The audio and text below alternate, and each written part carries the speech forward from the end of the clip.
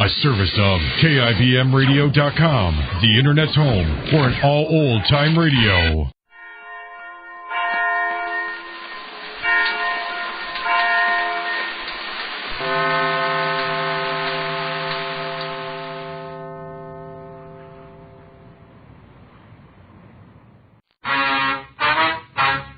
Dragnet. Ladies and gentlemen, the story you are about to hear is true. The names have been changed to protect the innocent.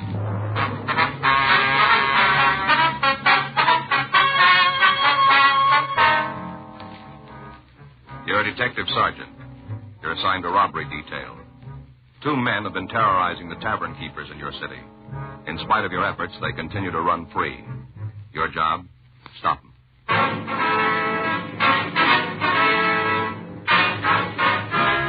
Dragnet, the documented drama of an actual crime.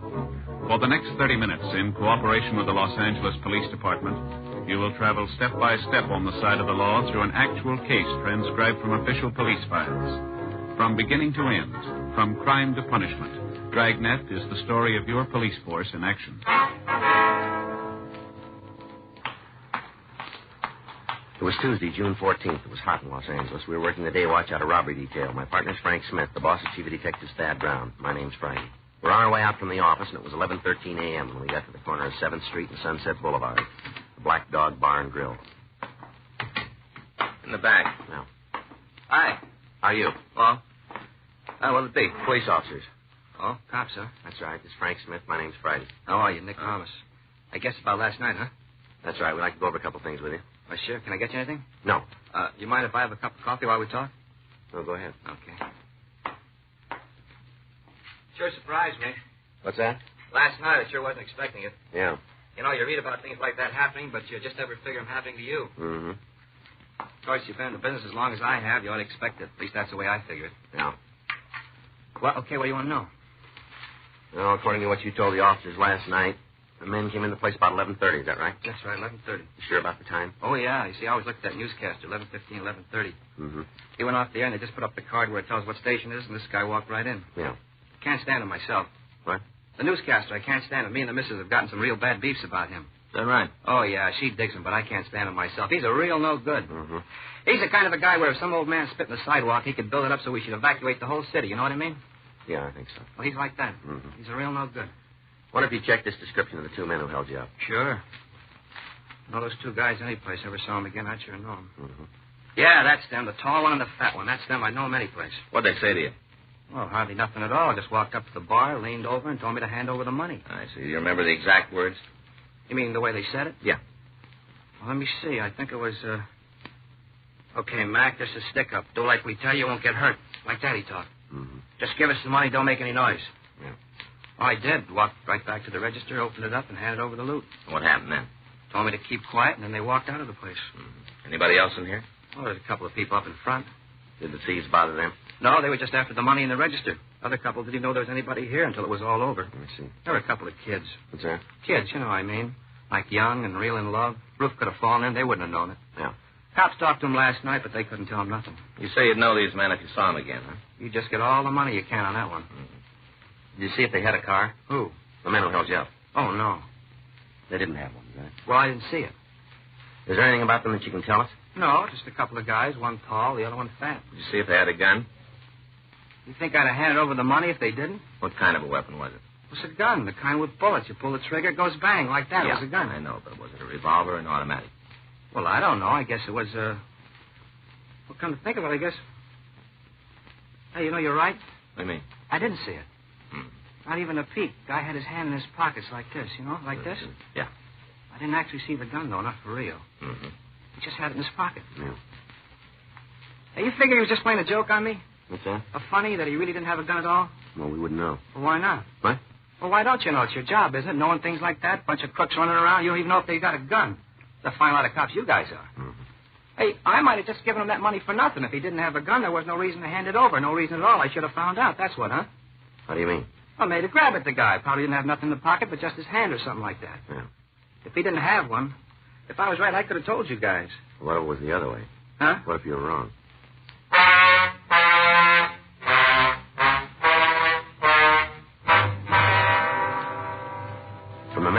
information and the description of the suspects, we knew that they were the same two men who had staged 6 robberies in the past week.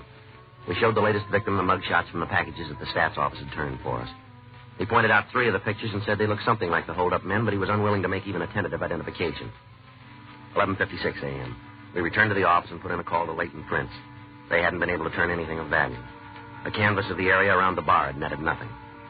The case stood where it had 7 days before when the robbery was first reported, 1:15 p.m. Well, it doesn't seem to be a directional trend. No, they're hitting all over, I think. Anything from Burton? A list of names came in this morning. We've already checked most of them out. We could use a few more leads. I'd settle for one. Yeah. You seen the skipper? Yeah, it was in earlier. I don't think it's in the office now. I wonder when he's going to climb on it. I don't know. I've been expecting it, Joe. Better off around? I haven't seen him. Why? Well, he said he might be able to help us turn something. Yeah. Said he had an informant down on L.A. Street. Mm-hmm. Hot shot. Let's go. Same 2. Yeah. They hit again.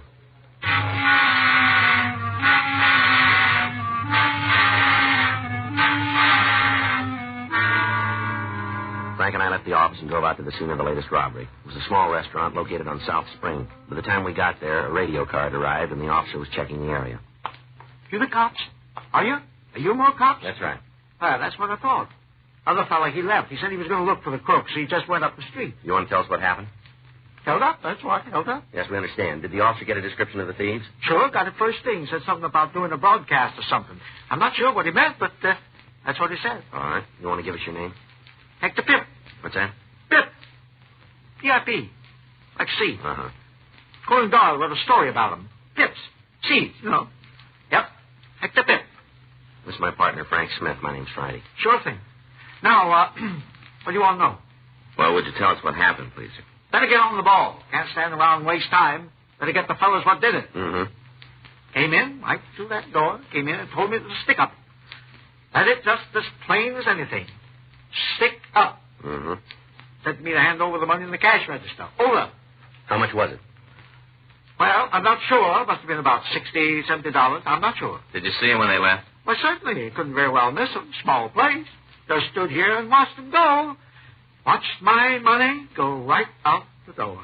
Yes, sir. What I meant was, did you see him get in the car? No, I didn't. No, I sure didn't. Just stood here and watched them go. But I didn't see no car. Was there anybody else in the place? Oh, there was one fellow. Where's he? He left. All excitement got into gear, and he left. Chintzy, too. Chintzy. What do you mean? Owed me for a piece of cream pie and a cup of coffee. Mm-hmm. Have you seen him before? No, a new face. He ain't from around here. Brand new. Did you hear either of the 2 men use a name of any kind? I sure did, yeah. You want to tell us? I have to? We'd like you to, if you will. Lard. That's what he said. Lard. Which one? The tall one, like a fence picket. He's the one. He called the other one Lard. No. But you said he used the name. Sure. But he was talking to me. Yeah. Well, look, is there anything else you can tell us about the men that might make it easier to identify them? No, just 2 fellas. One tall, thin, other one fat. Mm-hmm. Didn't have no reason to call me Lard. I've been on a diet for a couple of weeks. Eating those pills that swell up in your stomach. Mm-hmm. Well, I guess they work for some people. Just make me feel as though I had a sponge. Mm-hmm. Was there anything outstanding about the men? No. Not that comes to mind, no. They have a gun? Not right off. What do you mean? Didn't have one when they come in. Of course, I didn't know that. No, sir, I didn't have any idea, no. Mm-hmm. Got 'em now, though. Stole 'em with the money. What? 38 revolver and the 25 automatic. Took 'em.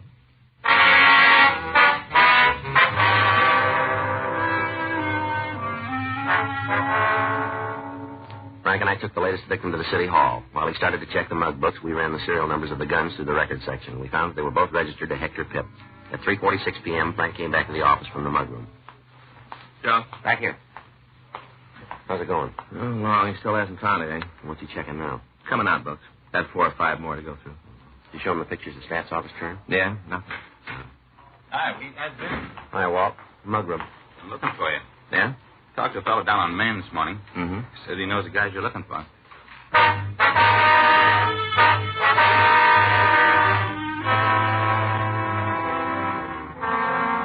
We made arrangements for somebody to stay with the victim, and then Frank and I left the city hall. Sergeant Walt Bitteroff drove us over to talk to his informant.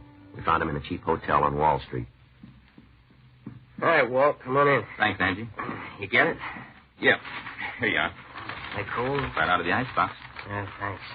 These are the two guys I told you about, Angie. Oh, yeah. Hey, you want some cold beer? No, thanks a lot. How about you, Walt? Uh-huh. You don't mind if I have one? Well, go ahead.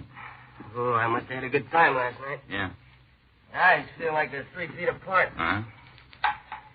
Yeah, nothing like a cold beer next morning. My girlfriend gave me some new glasses, like in a beer commercial. Yeah, nice. Sure looks good, doesn't it? Mm-hmm.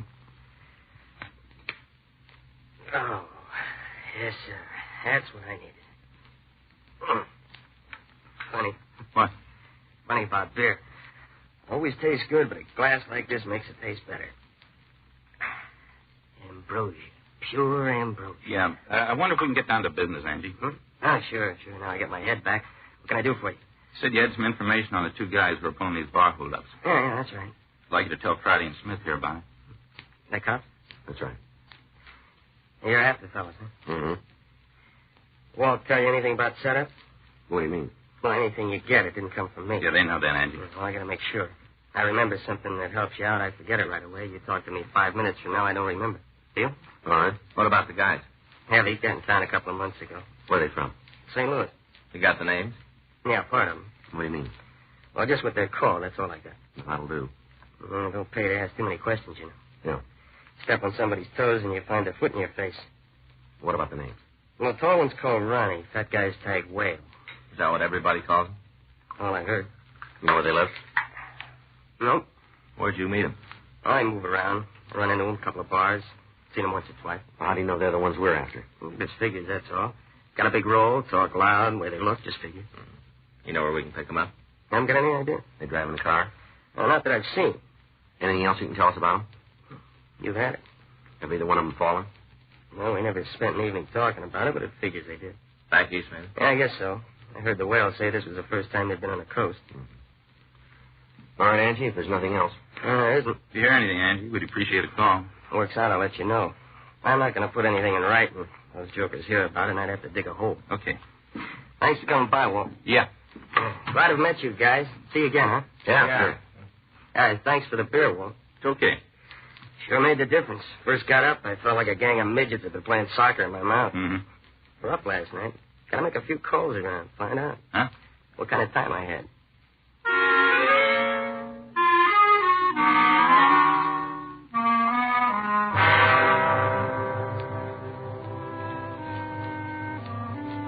We returned to the office and sent a radiogram to the St. Louis Police Department requesting all information on anyone in their files who'd used the nicknames Ronnie or Whale. We checked the two names through our moniker file without result. The next day, Wednesday, June 15th at 5:26 p.m., we got word from the east. Here it is, Joe. St. Louis? Yeah, looks like they turned them. Let me see. Ronald Saba and Gerard Llewellyn. How about Muggs? Well, they're sending stand-ups right away. Should be here in the morning then, shouldn't they? Yeah. All right, well, I'll get it.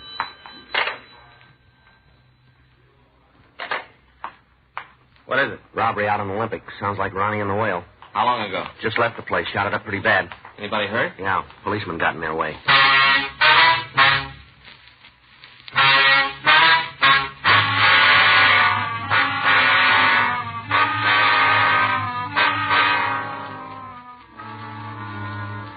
The Green Tree Cafe was located at the corner of Olympic Boulevard and Estrada Street. By the time we got there, an ambulance had arrived, and the wounded officer had been removed to Georgia Street Receiving Hospital. A felony car from Central Division had arrived at the scene and had started to search for the officer's assailants. We got the story from the bartender, Alvin Jaggers. Well, two guys come in, like I told you, walked right in, told me it was a holdup. How'd the policeman get shot? On the way out, it happened. After I give the guys the money, started to leave, Abner saw him, tried to stop him. You know the officer, do you? Yeah, he comes in once in a while. Him and his wife come in for steak sandwiches. Was his wife with him tonight?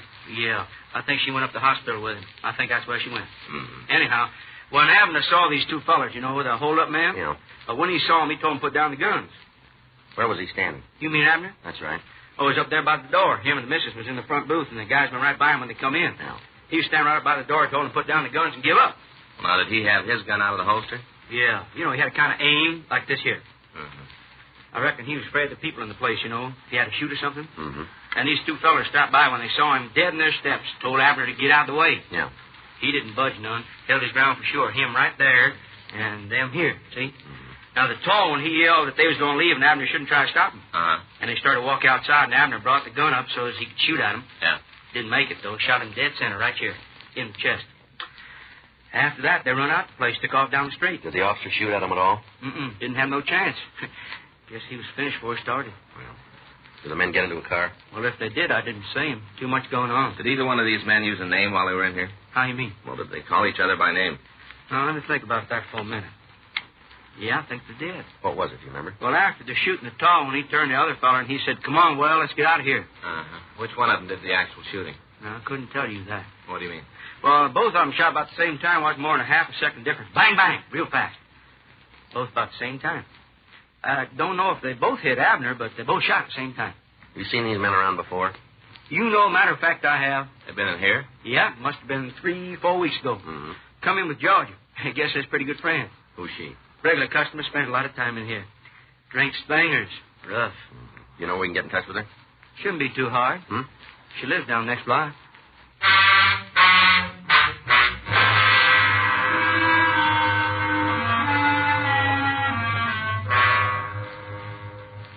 We left the bar and walked to the entrance of the apartment hotel down the street. According to the building register, Georgia Wells occupied apartment 314. We rang the buzzer, and after a few moments, we were admitted to the building. The elevator wasn't working, so we walked up 3 flights. Oh, man, I guess I'm getting old. Yeah. Makes you wonder how far you'd get without all the modern conveniences. Huh? Yeah. This is it here. Yeah.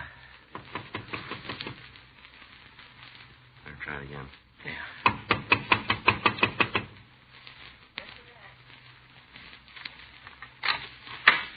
Yeah? Georgia Wells? That's right. I know you. Police officers, we'd like to talk to you. What about? Might be better if we came inside. Sure, come on in. Nothing here to hide. Come on. I'll look around, Frank. Yeah. What's he looking for? Just want to check the place. You gonna find anything here? I got no beef with the cops. Never been in any trouble before. I want to keep it that way. All right. It's clean, Joe. You gonna tell me what this is all about? You know a couple of men named Ronald Saba and Gerard Llewellyn? Why you asking? You know 'em? Yeah. You know where they are? No, look. Maybe if you tell me why you're looking for the boys, I can help you out. It's a police matter. You go find them yourself. When'd you see them last? A couple of days ago. Where? Bar over on 6th. You know where they live? Look, mister. I don't carry no water for them, but I'm not going to blow the whistle until I know what the beef is. It's pretty serious, and you're not doing yourself any good acting like this. You know where we can find them? Look, I'm on a level with you. I know the boys. Sure, they're a lot of laughs, good spenders. That's all it is with us. We got it that you're pretty good friends. You've been talking to the landlady. She's all the time sticking her nose in where it don't belong. That's so? Yeah. She's hacked at me anyway. Go out of her way to make trouble. All the time, she'll go out of her way. And why'd she do that? She don't like me, that's why. She ain't got no reason. She just don't like me. All the time yelling about how I'm using too much laundry, how I let the water run too long, beefing about how I'm not supposed to do no cooking in the place. Pot of coffee, and she's ready to take it in front of the UN. Mm-hmm. I told the truth. Boys and me been out a couple of times, dinner, drinks, maybe a show, that's all. Nothing serious between us. Matter of fact, they both leave me cold, romantic. Well, then you shouldn't worry about telling us where to find them. I just don't want to get mixed up in nothing. That's all there is to it. I don't want to get dragged into something I didn't build. You can see that, can't you, huh? You can see that. Where do we find them? They'll be here in 40 minutes.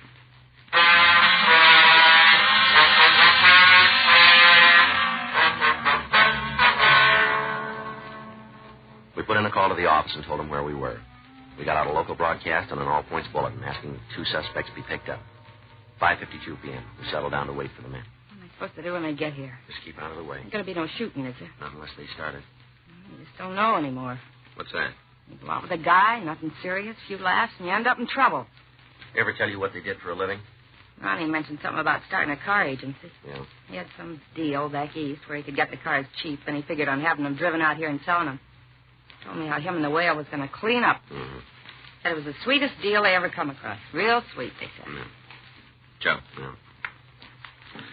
You better get in the other room, Miss Wells. Yeah, sure. Please, no shooting. All right, go on. Go ahead.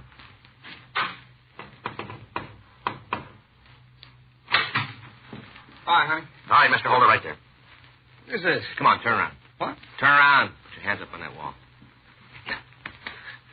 Yeah. Here, Joe. 38. Where'd you get this, Saba? I don't know what you're talking. This gun, where'd it come from? I never saw it before. It was in your coat. Well, then you creeps put it there. It ain't mine. Where's Llewellyn? Who? Gerard Llewellyn. I never heard of it. All right, put your hands down. Can I turn around now? Yeah. You guys going to tell me what this is all about? You know more than we do. Well, I ain't going to argue about that. Where's the whale? You guys been on the spike. I don't know what you're talking about. You want to call downtown, get somebody out here, we'll take him in. Yeah.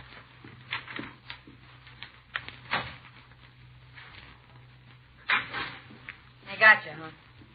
You lousy bum. You finked on us. I had nothing to do All right, with it. take it easy. She told you, didn't she? Didn't she tell you what to get us? Doesn't make any difference. It does to me. All she ever wanted was a good time. All the time wanting to go to the best places. All the time in the expensive clothes. You lousy bum. That's all she is. All right, that's enough of that. You're not kidding. You heard me if I never saw her again. It'd be the best thing. Well, then you're going to be happy. Huh? That's the way it'll be.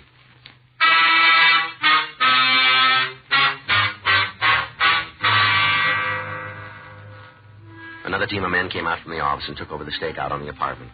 Frank and I drove Ronald Saba down to the city hall. We put in a call to the receiving hospital and found that the wounded officer would recover. 6:57 p.m. We started to lay out the evidence for the suspect.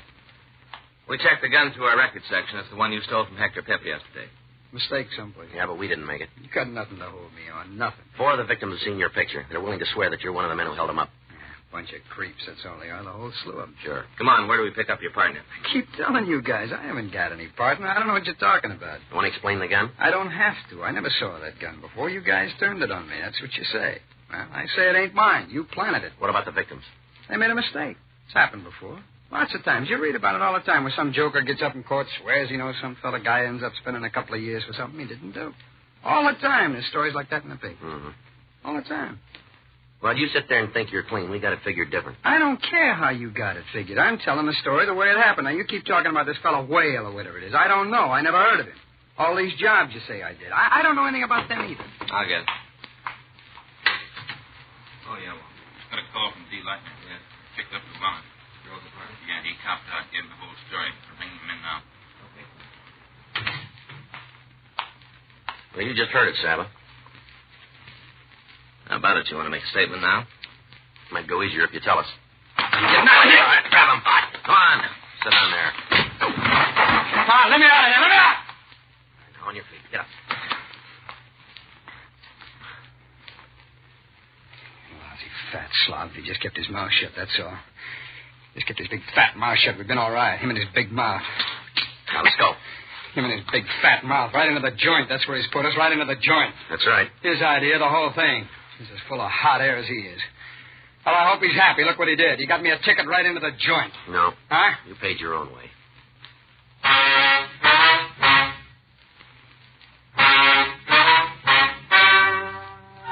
The story you've just heard is true. The names were changed to protect the innocent. On October 18th, trial was held in Department 94, Superior Court of the State of California, in and for the County of Los Angeles.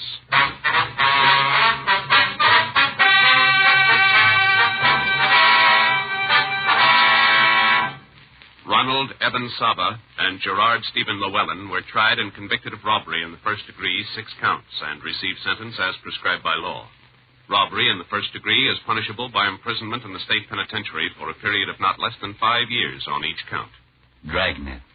The story of your police force in action is a presentation of the United States Armed Forces Radio Service.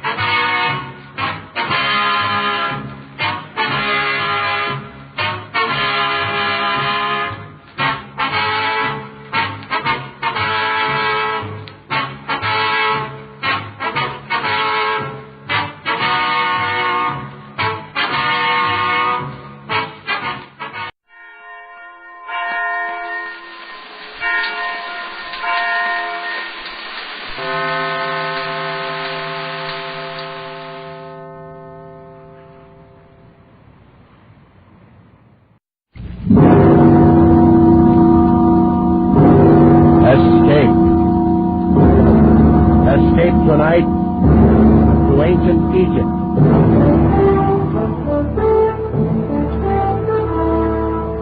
The Columbia Broadcasting System and its affiliated stations presents Escape, a new series of programs of which this, the sixth, is The Ring of Thoth by Sir Arthur Conan Doyle, produced and directed by William N. Robeson.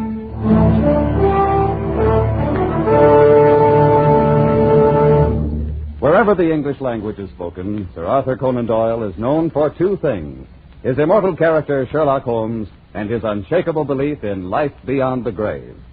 So great is the stature of Sherlock Holmes that Conan Doyle's earlier stories are all but forgotten. Stories like The Ring of Thoth, which so clearly anticipates the author's later fascination with spiritualism. We invite you now to escape to ancient Egypt and The Ring of Thoth, an adventure told in the words of John Vansittart Smith, British Egyptologist.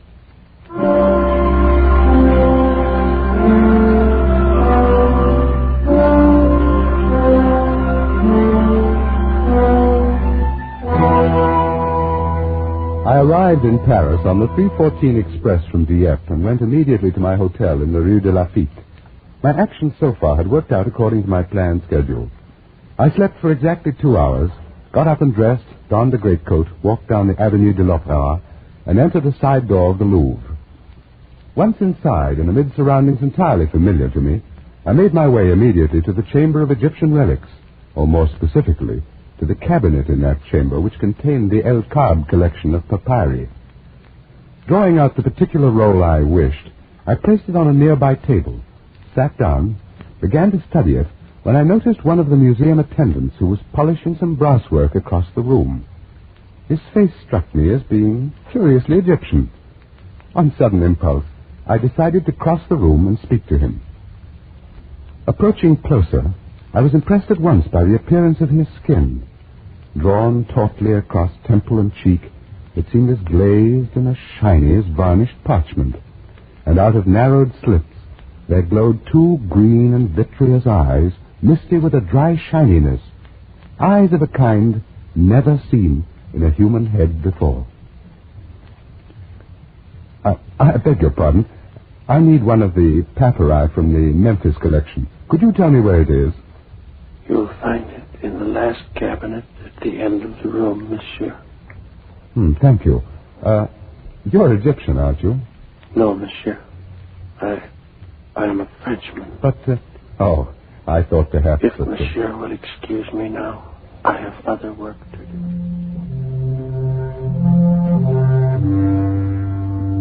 I went back to the table and took up the papyrus I had been studying before. But my former calmness in translating the intricate hieroglyphics was gone, and out of the depths of my mind welled a feeling of terrible familiarity. I concentrated more deeply on my studies, pushing aside those thoughts conducive to mental turmoil, and at last, worn out by the inward struggle, I fell asleep.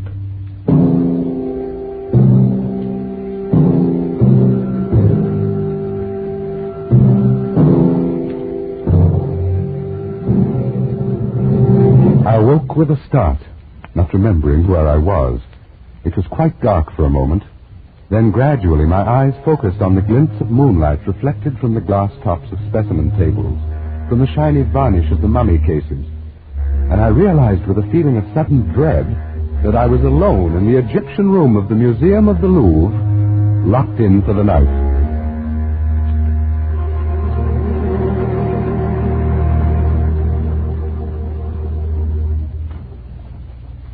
And I saw at that moment, approaching through the moonlit halls, a dim yellow flame. Nearer and nearer it came until I could perceive above it, as though floating in the air, the eerie, glistening face of the man I'd spoken to earlier.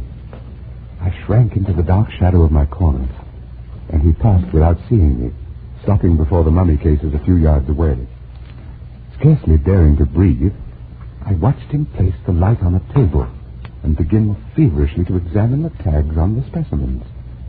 In a moment, he gave a cry of delight, and, drawing one of the mummies from its resting place, laid it on the table in the full glow of the lantern and set to work.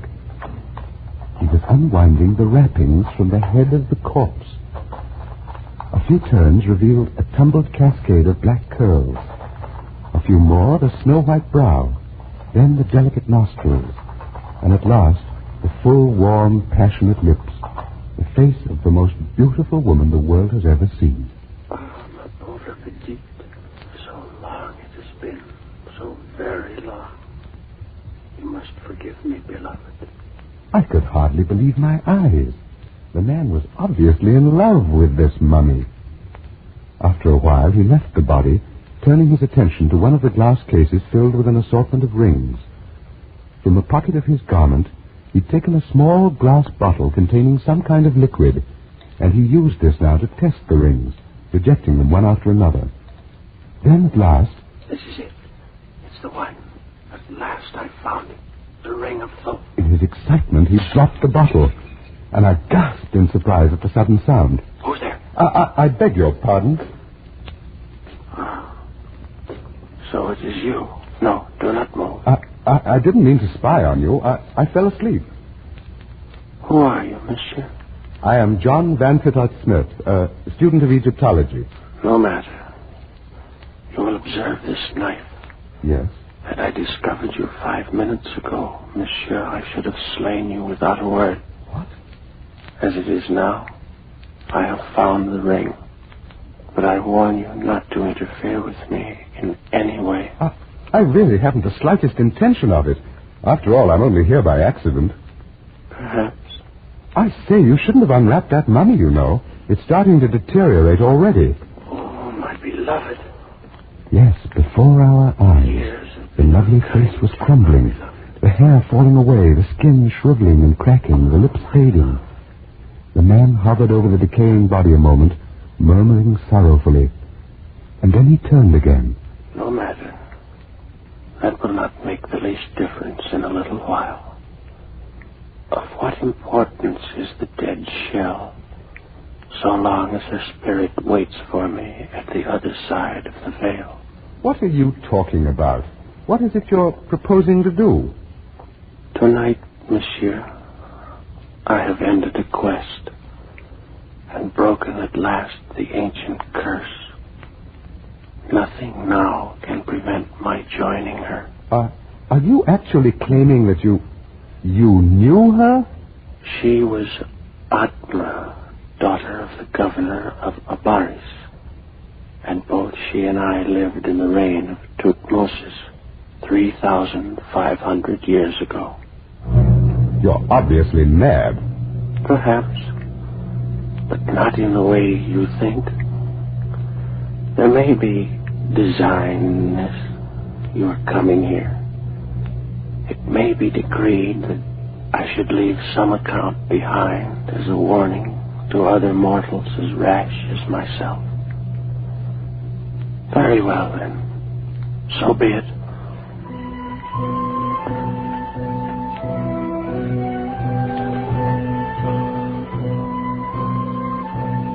I am, as you surmised, an Egyptian. My name was Sasra, and my father had been the chief priest of Osiris in the great temple of Abaris, which stood in those days upon the Bubastic branch of the Nile. I was brought up in the temple and was trained in all those mystic arts and sciences known to the priesthood.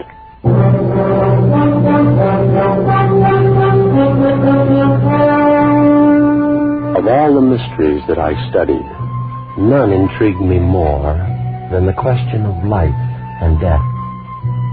And even to this question, in time, I found an answer. But for a man to live beyond his allotted span of years, Master Sastra, the gods have not so ordained it. Then perhaps they will have to revise their ordinances, now that I have discovered their secret. 'Tis not well to jest. I tremble, for though I have labored in your service for a year, I knew not the goal of your endeavors.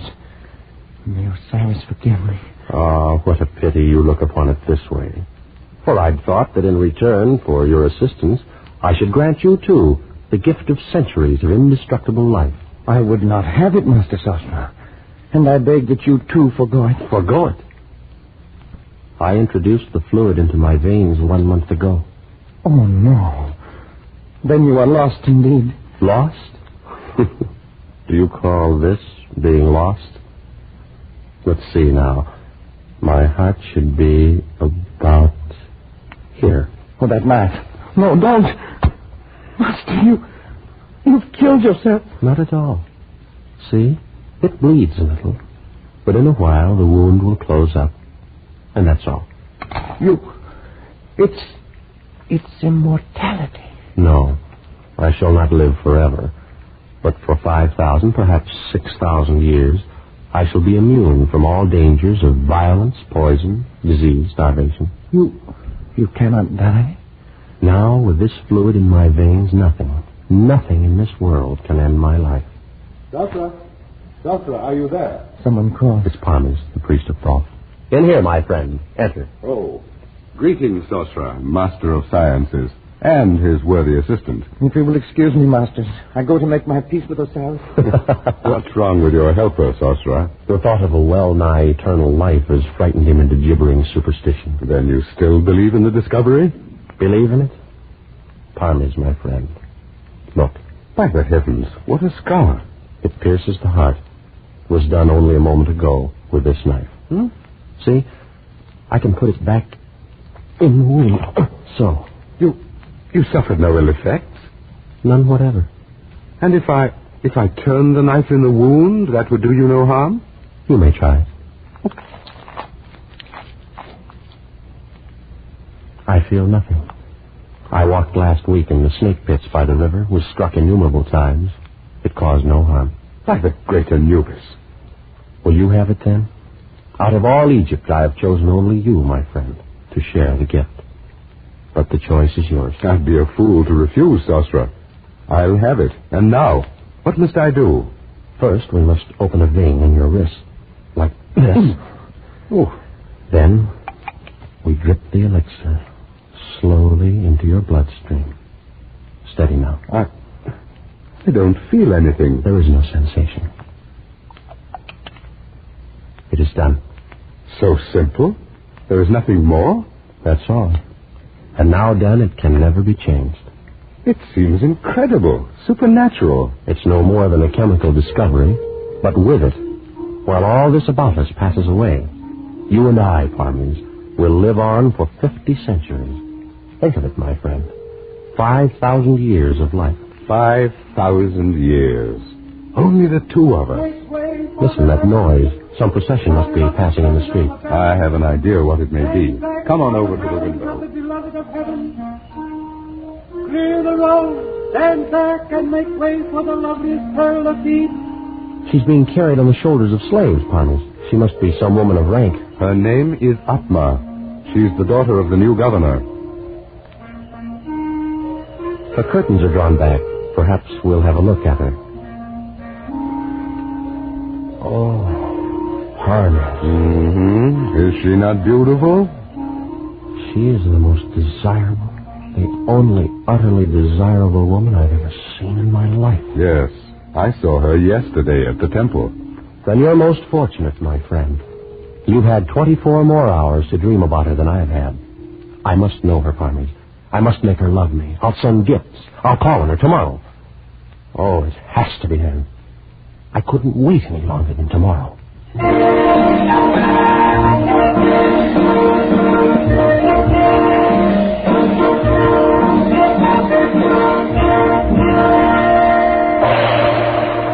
visitor calls upon the beloved of the universe. He is Sasra, priest of the temple of Osiris. Well, bid him approach. Enter, Sasra. Oh, most beautiful of all Egypt, I cast myself at your feet. That's a noble ambition. But wouldn't it be much better to sit here beside me and watch the fish in the fountain? Much better. You will all withdraw, except you, my girl. Play something for us, at a distance.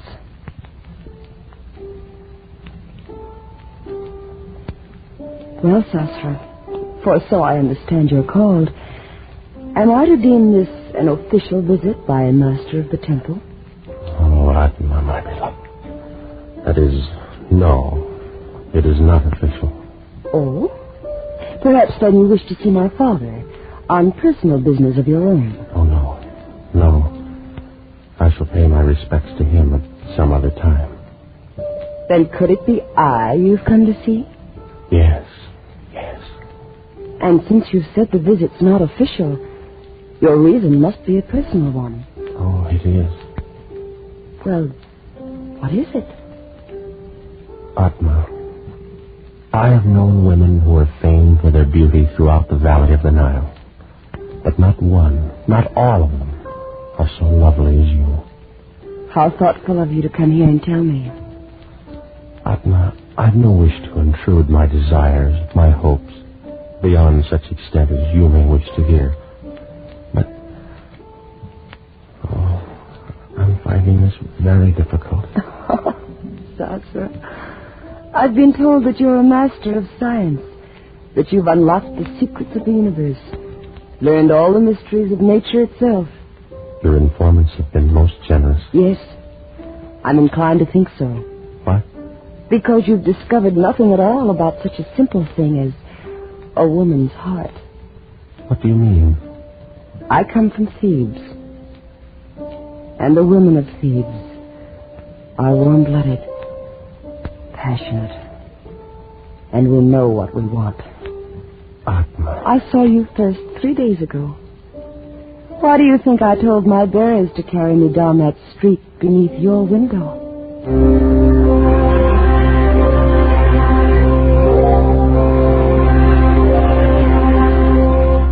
And so, miracle of all miracles, Atma loved me. Worshipping the very ground her feet had trod upon, I lived through those glorious weeks, and with it all, our love grew apace. But one thing bore heavily upon my mind, and I came to speak of it more often to my beloved as we sat and talked by the fountain in her garden. Look, Sasha. See how the stars shine from the water? Yes, Atma. More lovely even than their glow in the heavens. Are they very old, the stars? Very old, beloved. As old as time. And they'll go on gleaming there, long years after you and I are gone and forgotten. Atma, my dearest, we've talked of this before, and I know it distresses you to think of it. No, Sastra. Tonight everything is beautiful. We shall not talk of death. Not of death, but of life. They're only counterparts of one another. Oh, if we could only live together. Grow old together and die in the same instant. But how much better to live and love 5,000 years. Will you not do it? Does so long a time seem too great for the love you feel for me? Beloved, no. The time would pass in an instant, and the loss then be no easier born than now. Then why draw back? Will you not take the elixir now, tonight? I'm afraid, Sasra. We'll anger the gods. We will outlive the gods. They will have their revenge. Whatever occurred, we'd be together. Yes, I've thought of that. Were it not so, I'd not even consider doing it. Then you'll do it. Atma, you'll do it. I need more time, only a little more to assure myself. How much? Tonight, Sasra. Give me tonight. Every hour you live without the elixir is another hazard. All right, then. Tonight. And may Isis herself guard over you until the fluid courses in your veins.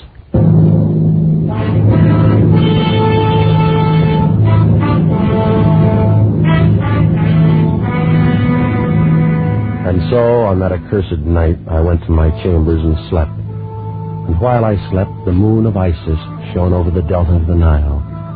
Shone but to light as foul a scene as was ever done on earth. Some hours had passed away. Master Sasha, awaken! Master, awaken at once. You know. Who is it? Oh, what a terrible thing has transpired this night. You're one of Atma's slaves. Why do you come here? Oh, Master. What has happened? What's the matter? Speak. It is she, the light of the world. Tell me what has happened to her. Master. Brigands came in the night. She is dead. You lie. Oh, Sasra, the slave speaks the truth. Parmes, my friend. What foul joke's behind these words of his? It's not a joke. Atma is dead. You, slave, depart from us. Yes, master. By your gracious leave, I depart. Such a thing cannot be. Oh, of course. The two of you planned it together, sought to frighten me out of my wits. It's very amusing, really. But I was terrified for a moment. Atma no longer lives. She was stabbed to death only a short while ago. No. Oh, no. She can't be dead. She is dead, Sosra, and for all eternity. I must go to her. Surely something can be done. I killed her. What is it? What has happened? I killed her. Oh. I struck her through the heart with this very knife. You, Parmes. Why? Because she loved you. Why? And because I loved her. You, my friend. She would not look at me. And for that you would lose her to both of us forever? To both of us, Sosra? I think not. By the living Osiris, give me that knife. That's it. Strike. Again. Here's the heart. Here, strike. Again and again, Sosra. Wait. What foolishness. I cannot kill you. You're wrong, Sosra. You have killed me. Those were grievous blows. But the fluid, that cursed elixir of life, it runs in your veins as well as mine. True. But in mine is also the antidote. You lie. There is no antidote. Yes, day and night. These many weeks I've worked, and I found it. You couldn't have. Is there more of it? Yes, a very little. But you'll never find it. Where is it? Tell me where it is. In the ring, Sasha. In the ring of Thoth. And you'll never find it. I will. I must. Go on. Live your 50 centuries. And every hour of them, think. It was your hand that struck me down. With the same knife that took her from you. Think while I go to join her. Oh, no. You're not dead. You're not. No. No. No. No.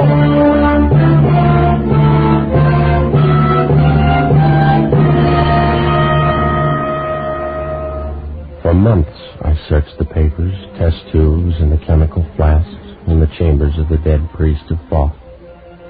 Searched and found nothing. I sifted the sands where he'd walked, questioned his slaves and servants, and learned nothing. Every moment of my life, my terrible and unwanted life, was devoted to an unceasing hunt for the ring of Thoth, and all to no avail. And in time, a horde of barbarians overran the city of Abaris. And the sands of the desert buried forever the last of my hopes.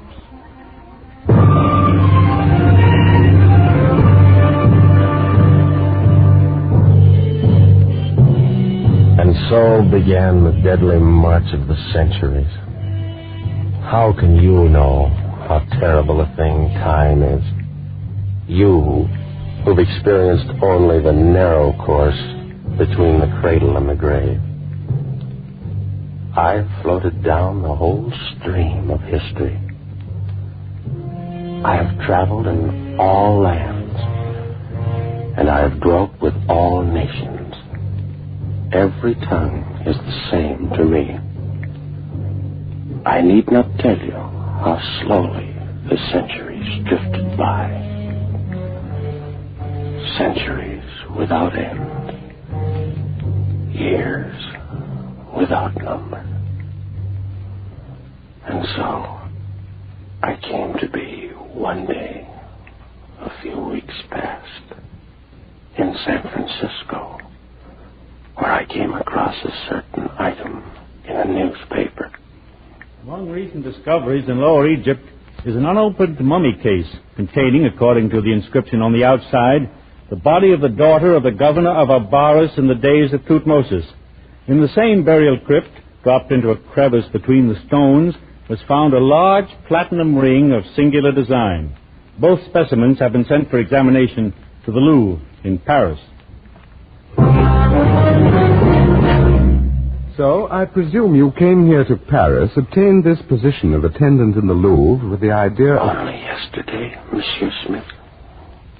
As you may imagine, I had little difficulty in convincing the director of my knowledge of Egyptian relics. The ring, then.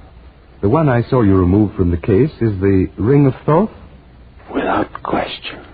You've discovered how the ring must be used? The secret is obvious. See, the stone is hollow, and drops of liquid move within it. Have you considered the possibility that this antidote may not perform the function which has been claimed for it? It will, monsieur. And there'll be no need of a knife to strike me down. My death was due in a time long past, and only this damnable fluid that runs through my veins supports the weight of my years. I delay no longer. I go to join her where she waits for me in death. No, don't. Oh. Too late. I've broken the gem. I've taken the antidote. I stood and watched him with a terrible fascination, but without pity and without compassion. He turned away from me and reeled toward the money he'd left on the table across the room. But even as he turned, the parchment skin of his face cracked and shredded. Discolored lips shriveled away from the yellow teeth. The vitreous eyes withered into nubs of formless plasm, and the full weight of his 3,500 years descended on him in an instant. I left that room of death and walked over the marble floors toward the exit, my footsteps echoing through the empty halls, even as they had echoed for so long in the corridors of time. And I wondered as I walked if Sasra knew now what I knew, that the antidote in the ring of Thoth can bring death to the body, but not to the soul. And I wondered in what cloak of flesh his spirit now dwelt, just as I, Parmes, priest of Thoth, had for the last 40 years of my 3,500 dwelt in the body of John Vansittart Smith.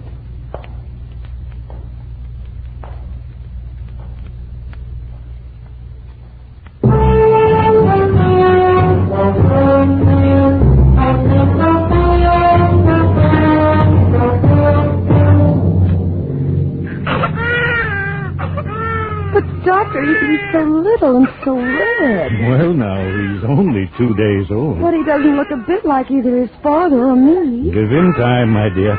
All babies look pretty much alike when they're first born. I don't know. His eyes, it's silly, of course, but he looks like an Egyptian.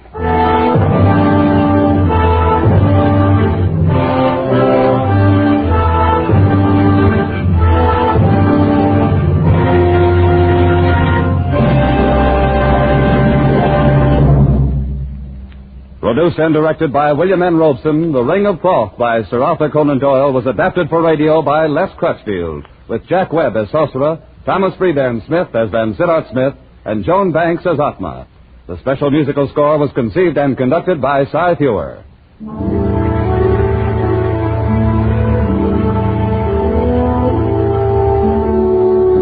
Escape is presented by the Columbia Broadcasting System and its affiliated stations each week at this time.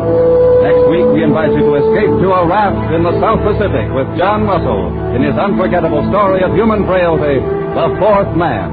And so good night until next week at this time, when again it will be time to escape. This is CBS, the Columbia Broadcasting System.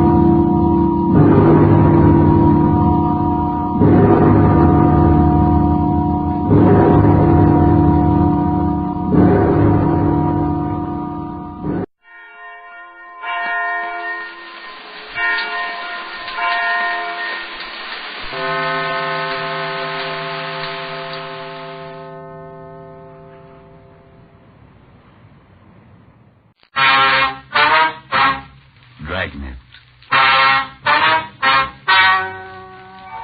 Ladies and gentlemen, the story you are about to hear is true. The names have been changed to protect the innocent.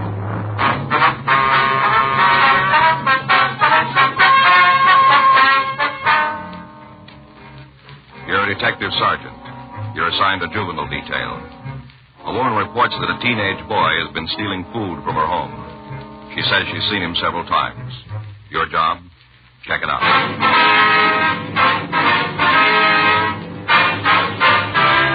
Dragnet, the documented drama of an actual crime. For the next 30 minutes, in cooperation with the Los Angeles Police Department, you will travel step by step on the side of the law through an actual case transcribed from official police files.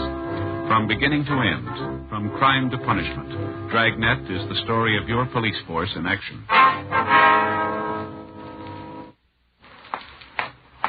It was Tuesday, April 12th. It was warm in Los Angeles. We were working the day watch out of juvenile detail. My partner's Frank Smith. The boss is Captain Powers. My name's Friday. I was on my way into the office, and it was 7:57 a.m. when I got to the second floor of Georgia Street Juvenile. Squad room. Don't try to tell me you needed 3 hours to make a simple phone call. He was arrested at 1 o'clock this morning. That's right. I didn't hear about him until after 4. Now, why weren't we contacted immediately? My wife was half out of her mind. We're sorry about that. Oh, morning, Joe. Morning. Mr. Neff, this is my partner, Sergeant Friday. How are you? This is Vincent Neff's father, Joe. I see. Were you in on this thing, too, Friday? That's right. Took both of you to arrest a 15-year-old boy, did it? We made the arrest together. Why? Well, I'd be ashamed to admit it. Well, just what seems to be the trouble, Mr. Neff? My boy's in jail. He's been there all night. Yes, sir. I found out about it a couple of hours ago. I want to know why I wasn't called at once. Well, sir, we called you as soon as we could. Your son wasn't carrying any identification. He refused to answer our questions. We had no way of knowing who to contact. Well, he was scared, that's all. You can't blame him for that. How'd you get his name if he wouldn't tell you? You beat it out of him? The other boy we picked up decided to cooperate with us. I just bet he did. He wanted to shift some of the blame. My son's done anything at all, anything he shouldn't. You can be certain that Leonard kid put him up to it. Mm-hmm. Vincent doesn't even know what this is all about. You've talked to him, have you? Certainly. Says it's a mistake, the whole thing. Sure. Oh, I suppose the police don't make mistakes, huh? We make them. I'll say you do, and you pulled the beauty this time. It doesn't look that way to us, Mr. Oh, don't tell me how it looks. I know my son. I know when he's telling the truth. He says this is a mistake, and I believe him. Well, that's natural, I guess. No, I'm not going to make any wild threats or try to go over your heads, but I want that boy released, and I want him released at once. Sorry, sir, we can't do that. I'm being just as patient as I can with you, Sergeant.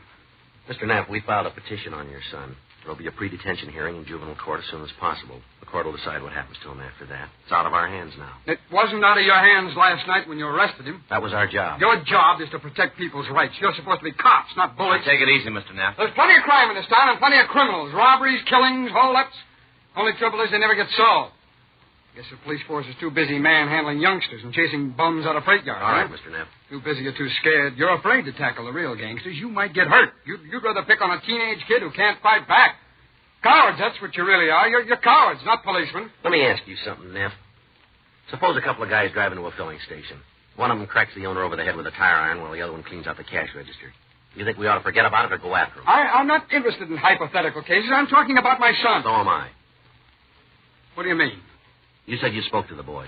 Didn't he tell you why he's here? He said he didn't know. Is that what it is? You think he's mixed up in a filling station robbery? Is that where you're holding him? Maybe you better ask him again. I'm asking you. Yes, that's right. That's it. Well, you'd better be able to prove it, Sergeant. Believe me, you'd just better be able to prove it. A woman across the street from the station saw two boys drive away. She got the license number. Vince doesn't have a car. It was young Lemmert's jalopy. But your son was still with him when we made the arrest. Well, that doesn't prove anything. That doesn't prove they were together at the filling station. It was some other boy, not Vince. That's what your son says, too. Well, then why don't you believe him? Lemmert gave us a different story. Well, what do you expect? He doesn't want to take all the blame. He's in a jam, and he wants some company. The woman across the street is sure there were two boys, Mr. Neff. Well, that doesn't make one of them my Vince.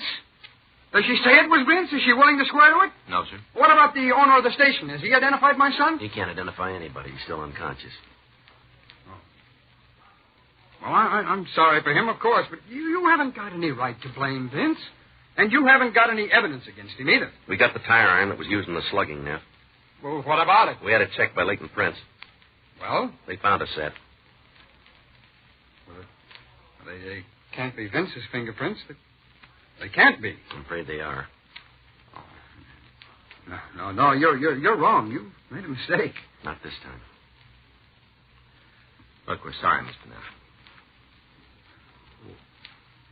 Oh, Why would Vince do a thing like this? There's no reason. He's had everything. Everything we could give him. It'd be different if we were poor, if he didn't get an allowance every week. Yeah. There's just no reason. No, sir, I guess he found one. Well, I'm sorry. Sorry if I was a little rough on you. It's all right. I better get on home now. His mother will... She'll want to know if he's all right. Yes, sir. Oh, there's one thing. Yes, sir. If he really did this terrible thing, I'm glad you caught him right away, right after it happened. Now we've got a chance. Sir? But it won't happen again.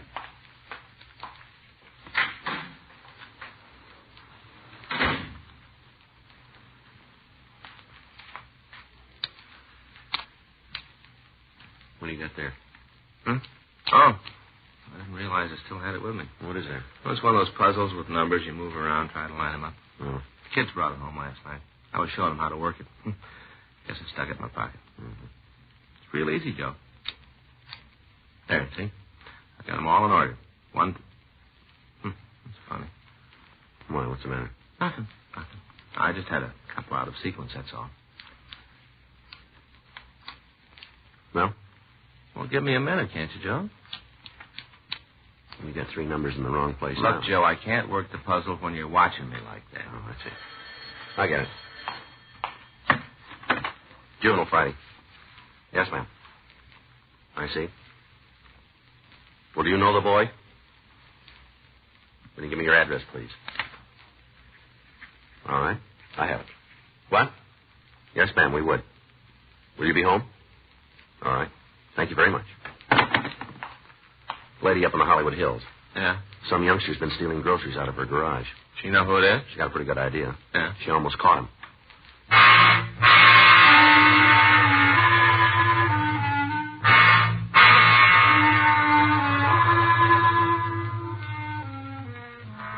Frank and I left the office and drove out to a hillside address on Edgewood Drive, 2 miles north of Hollywood Boulevard. It was 9:17 a.m. when we got there.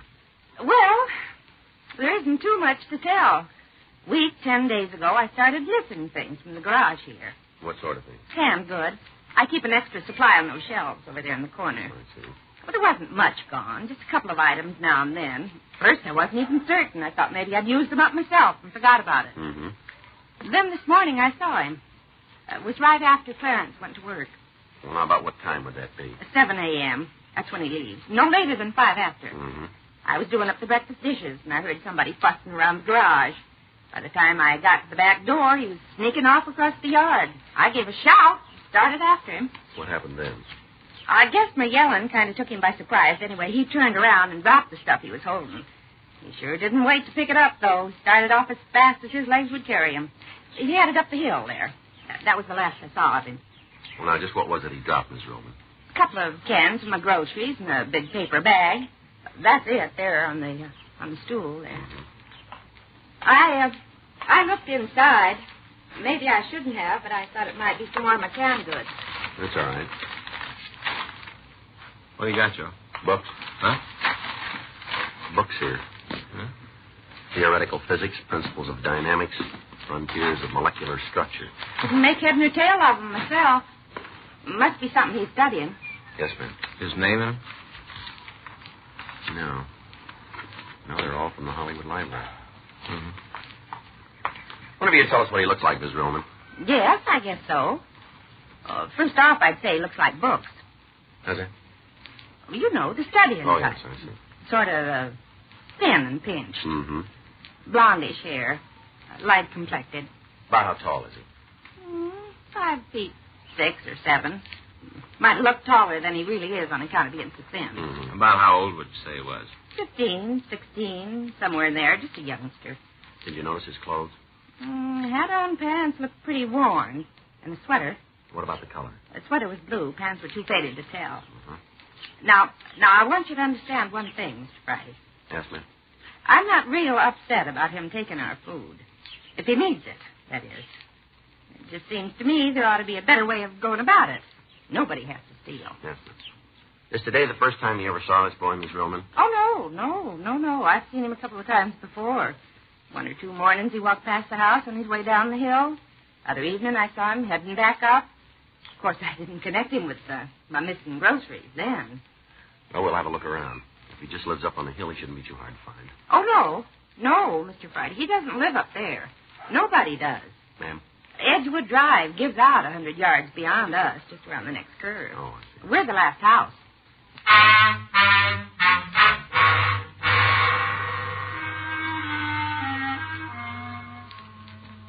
9:32 a.m. Frank and I left Mrs. Roman. We drove up to the end of Edgewood Drive, and we got out of the car. Well, she's right, Joe. What's that? No place for anybody to live around here. I think you were way out in the country. Yeah. Frank? Huh? Over there, halfway up on the slope. Where? See? Right behind that tree. Oh, yeah. What's it look like to you? I don't know. Oh, I guess. Why? Maybe that's where he set up housekeeping. Huh? What are you talking about, Joe? Well, didn't you ever try it when you were a kid? Try what? Hiding out in a cave.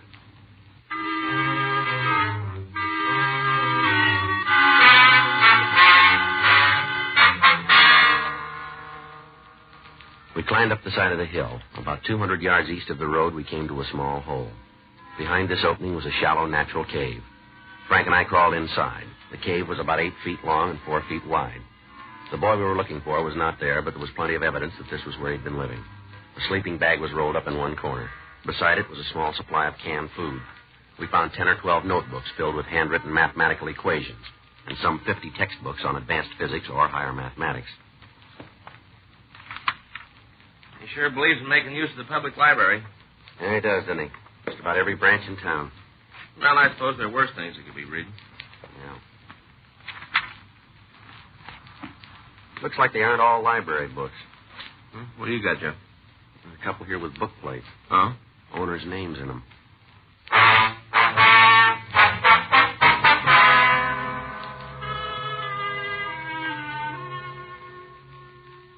Book plates in 3 of the texts indicated that they were owned by a person named Carl Winderman. All the other volumes were the property of various Los Angeles libraries. We contacted the office and made arrangements for another team of juvenile officers to stake out on the cave. On our way downtown, we stopped off at the Hollywood Library. We showed the librarian several volumes which belonged to that branch. Her records indicated that the books had not been checked out. She had no idea who had taken them or when. 11:13 a.m. We put out a local with the boy's description, and we checked with missing persons. As far as we could tell, he had not been reported missing. 11:46 a.m. Frank and I made several calls to branch libraries. They all said that the books in question had been removed from their shelves without authorization. We checked the phone directories for the name Carl Winderman. At 12:06 p.m., we reached him at his office at Bradfield University. Yes, sir, I see. Well, that'd be up to you, sir, any time you say. That'd be fine with us. Yes, sir. Well, thanks very much.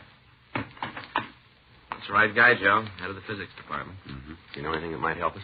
Yeah, he knows the boy.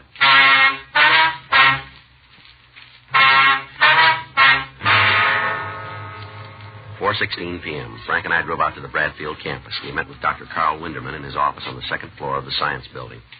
Yes, I've talked to the boy several times. Mm-hmm. Did you know he had these books of yours? Of course, I loaned them to him. Oh, I see. How'd you happen to meet him, Doctor? It was here at the university. Yes, sir. He came to see me. He had read some articles of mine. He wished to discuss them. What's that? It was not presumptuous. He has a brilliant mind. Extraordinary. I see. And he also wished to inquire about enrolling. He asked about a scholarship. Mm-hmm. I tried to discourage him for a year or so at least. He's very young. Did he say how old he was? 18, that is what he told me. I'm afraid it is not the truth. About how old would you say he is? Perhaps 16. Do you know his name, sir? Peter. And his last name? I suppose he told me, but I'm afraid I do not remember. The typical absent-minded professor. What about his family? Did he mention them? No. I imagine they are not well-to-do. The way he was dressed, the inquiry about a scholarship. Yes, sir. Did he say where he lives? In Los Angeles, that's all. Mm-hmm. Wait, I think he did mention something about recently coming to California. Mm-hmm. From one of the eastern states, Pennsylvania, perhaps. You wouldn't know which town, would you? No, I'm sorry. Is there anything else you can tell us about him, Dr. Winderman? Well, I would say he is an unhappy boy. You say he's unhappy? Yes, sir. What do you mean? Lonely, aloof. It must be very difficult for him. Other people. Children his age, he would be unable to talk to them. They would have nothing in common. even adults. I see. A brilliant mind does not necessarily make for a well-adjusted person, especially in one so young. Well, thank you very much, Dr. Winterman. Leave you one of our cards. If you should hear from him again, would you get in touch with us, please? Yes, of course. If there's anything I can do for Peter... It's very kind of you. Is he, in some kind of trouble? Well, we don't know yet, sir. I did not mean to pry. Forgive me. Well, the fact is he's been borrowing some books that don't belong to him. Books? Yes, sir, from libraries around town. To want to read, to want to learn, is that such a serious crime? It does not seem like one to me. Yes, sir. And is that all he's done? Well, he's taken some other things, too. Food, canned goods. Yes, of course, I should have known. When he was here, I should have known. Beg your pardon? But it has been so long since I've seen one. What's that, sir? A boy who was hungry.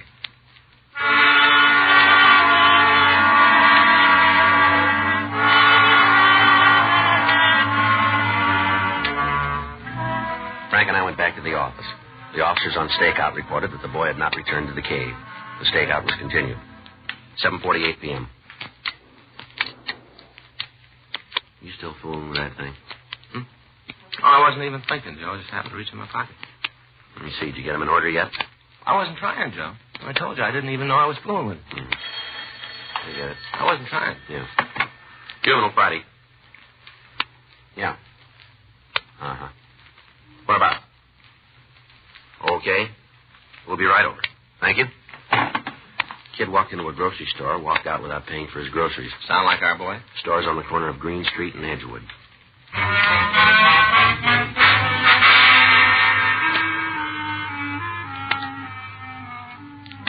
Frank and I drove out to the Huggin grocery store on the corner of Green and Edgewood. 8:17 p.m. We pulled up and went inside. I was waiting on another customer. I didn't pay much attention to him. Next thing I knew, he was sneaking out the door. Yes, sir, what can I do for you? We're police officers. This is Frank Smith. My name's Friday. You from Central? That's right. I'm Davis, Hollywood. Did you get a description here? Yeah, my partner's out looking around. I'll give him a hand. Okay, thank you. Say, will you take care of the report? Yeah, we will. Thanks. Now, this ain't no big robbery or anything like that. He was just a kid, you understand? Yes, sir. Could you tell us what he looked like, Mr. Huggin, Andy Huggin. The same's a sign on the window there. That's right, sir. Well, like I said, he was a kid. Mm-hmm. Teenage, about halfway. How's that? Halfway in his teens, about 15 or 16. I see. Light hair, thin on a rail. How was he dressed, sir? Pants, sweater. I see. Just what did he take from your store, Mr. Huggin? Well, I couldn't say for certain. I wouldn't have known he took anything if it hadn't dropped out from under his sweater when he was sneaking out the door. Yeah. Can of corned beef. That's what it was that fell. Mm-hmm. Did you see which way he went? Out the door, up the street. Told the other policemen. I guess they're after him. Yes, sir. I don't know whether I done right or not. How's that? In reporting it, I expect it seems like a lot of fuss about a few grocers. No, sir. Trouble it is, you let one of them get away with something like this, the news gets around. Next thing you know, the store's full of them, The kids try to steal you blind. Yes, sir, we understand. Worse than a plague of locusts. Sergeant? Yeah, David. Out in the car? What? We got it.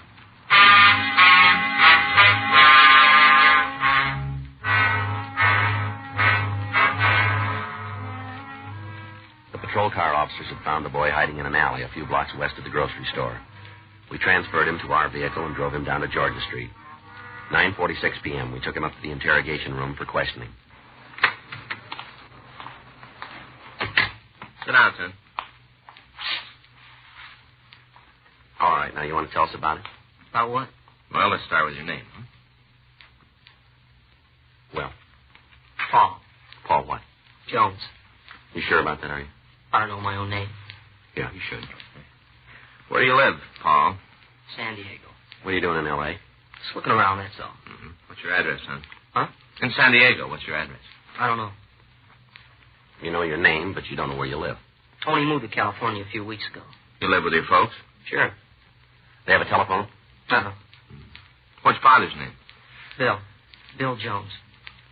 How long you been in Los Angeles, son? Just today. Just today. He jacked in this morning. Did you ever hear of a man named Carl Winderman? Who's he? Now, look, Pete, you're not doing yourself any good here. Did you hear what I said? My name's Paul.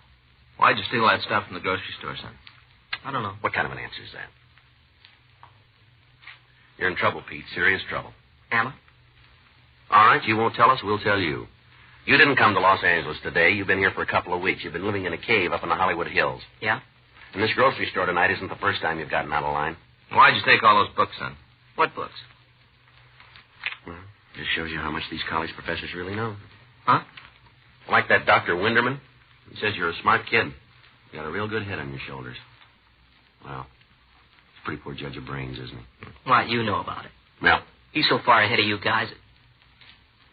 thought you never heard of him.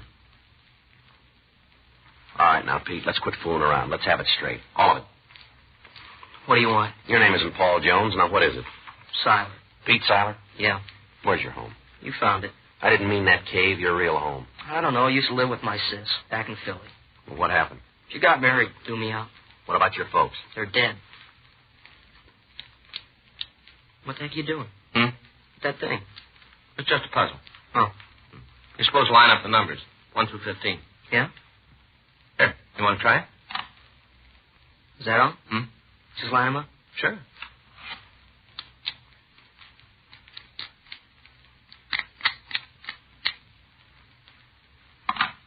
Now what? Oh, that's it, I guess. Oh. Why'd you come out to California, Pete? Wanted to go to college. Thought maybe I could study physics. Did you finish high school? No, not the history and English part. What do you mean? Science and math, I finished them a couple of years ago when I was a kid. Just how old are you? 16 almost. Be harder if you didn't look at it. Huh? That puzzle. Yeah? You know, let the guy see it first so he knows just where the numbers are. Oh, yeah. Then make him work it with his hands behind his back. For memory. Oh. Be harder that way. Yeah. I'll show you. Go ahead, mix them up. Okay. I thought you were going to memorize it first. I did. Take a look. I get them right? Yeah. It's harder that way, though. All right, Pete, now let's go back to it. Why'd you take all those books? I wanted to study them. I was going to return them when I was through. I couldn't get a library card, not without a real address. What about the canned goods you've been stealing? It wasn't much, just enough to eat. What's going to happen to me now? Well, that's not up to us. Huh? What do you think ought to happen? Well, I don't know. I don't see where I did anything so wrong. You don't, huh? Well, did I? You stole books, you stole food. You caused us a lot of trouble. Yeah. Well, you're the whiz at math, aren't you? Huh? You add it up.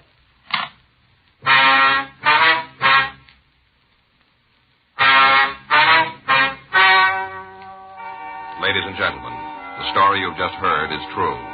The names were changed to protect the innocent. On April 16th, a hearing was held in juvenile court, the state of California, in and for the county of Los Angeles.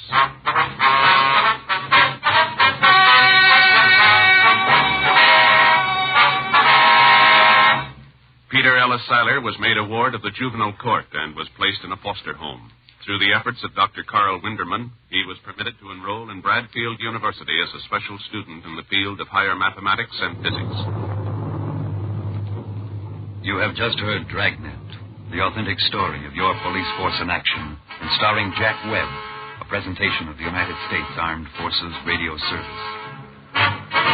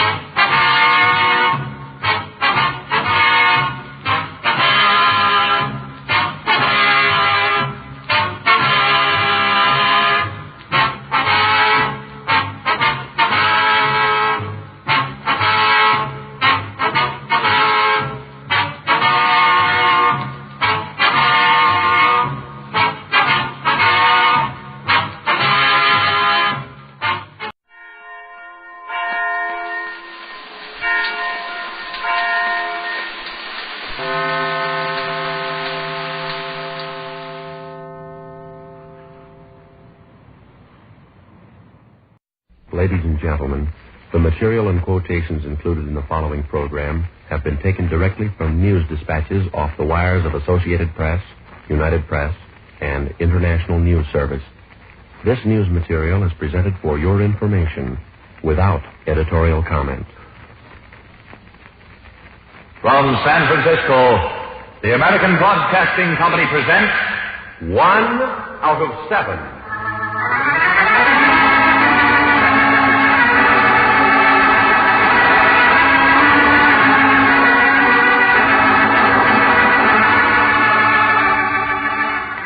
24 hours make a day, 7 days make 1 week. And from these past 7 days, the editors here in our San Francisco newsroom have chosen the one story which they have judged most worthy of retelling. This is 1 out of 7.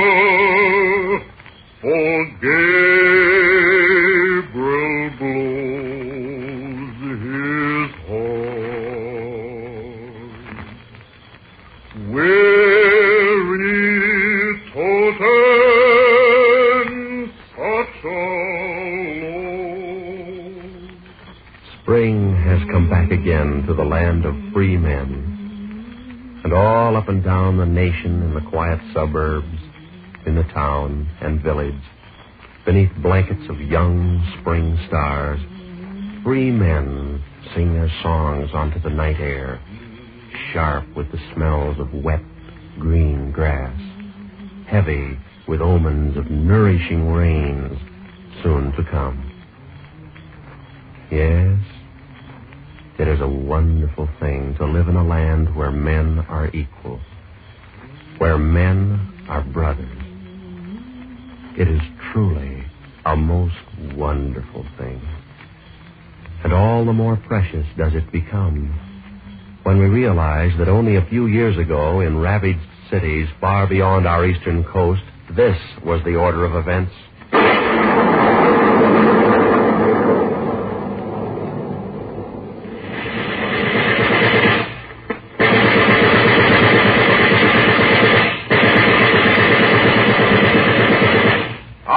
Lieutenant. Clear away the bodies from the wall. Come along. Faster. We haven't all night. Line up another dozen of the Jewish animals against the wall. Fast, fast. That is it. Juden, swine. Soon they will all be gone. We must make it clear that we are the masters. Achtung.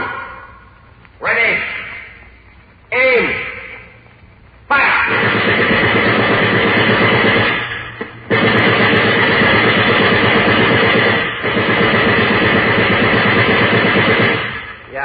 That is good. Clear them away. Step along there. Bring up another dozen. Move. We haven't all night to know.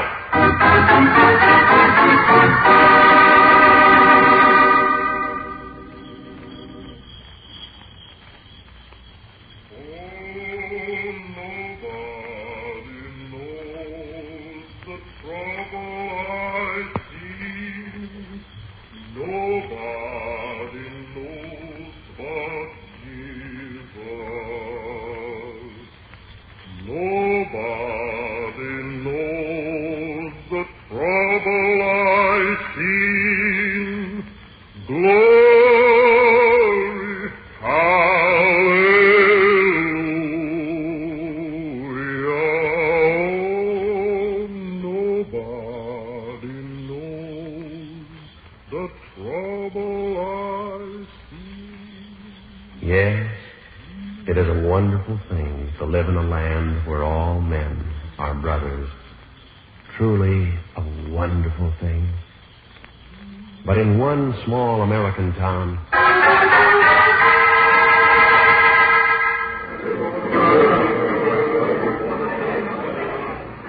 a young Negro, too active politically to suit his white neighbors, is dragged from his home to a field on the outskirts of the town. There he is fastened to cross-like posts. His clothes are ripped from his body. A man with a huge whip advances toward him. All right, Negro. Maybe this will teach you to keep some of your equality ideas to yourself this time. You know, a few swats across your hide with this should convince you that we're the bosses down here. All right, boys, come on, men. Give me room. Stand back. All right, Negro. Here you are. And this. And once more. You want to learn now? I'll teach you. Yeah.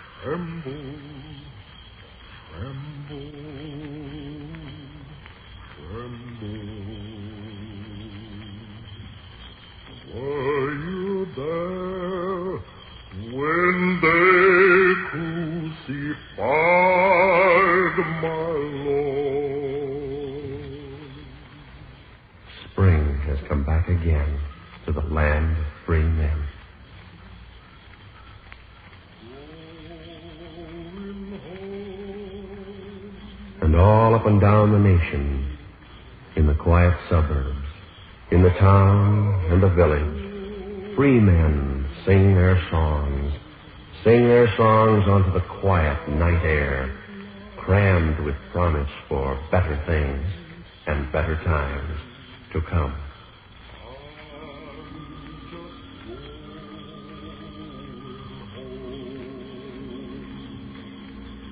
It's not far, just close by, through an open door. Work all done, care laid by,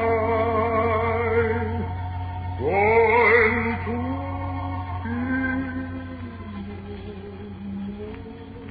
It is a wonderful thing to live in a land where a man does not fear because of his creed, where a man may cast his vote for what he believes in. Yes, it is truly a most wonderful thing. But last week, in the city of Birmingham, Alabama,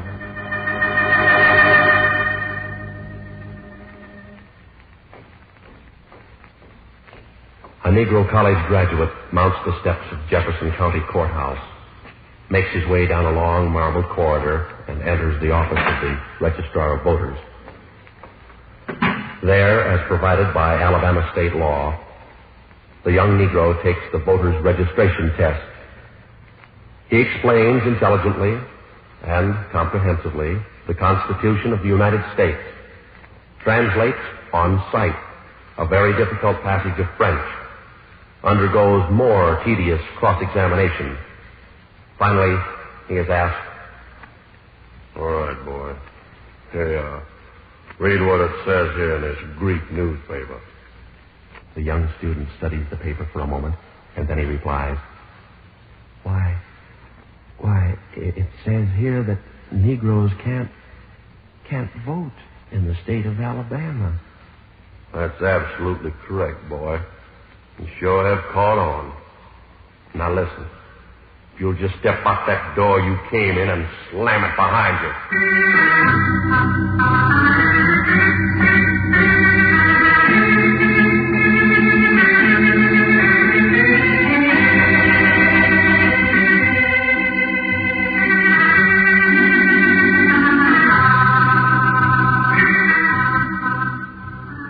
In the neighboring state of Mississippi, in the small town of Tupelo, Reverend James Parsons filed his candidacy for the United States House of Representatives to oppose incumbent Congressman John Rankin. Immediately thereafter, the insurance on the church in which Reverend Parsons has served for 25 years is canceled.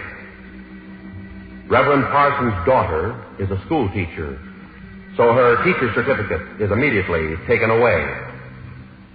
Reverend Parsons' son is away at Howard University for Negroes in Washington, and he is warned by telegram, "Your old man has fixed you good. Now don't try to come back to Tupelo if you know what's good for you. You got that?" Finally, one Sunday evening, after evening services at his church, Reverend Parsons is standing at the door to the vestibule when a group of men approach him.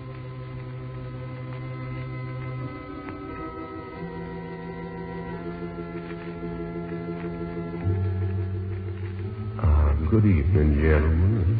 What may I do for you? I'll tell you what you can do for us. You can get out of town. Get out of town and get out fast. And don't try to come back, or we'll lynch you sure.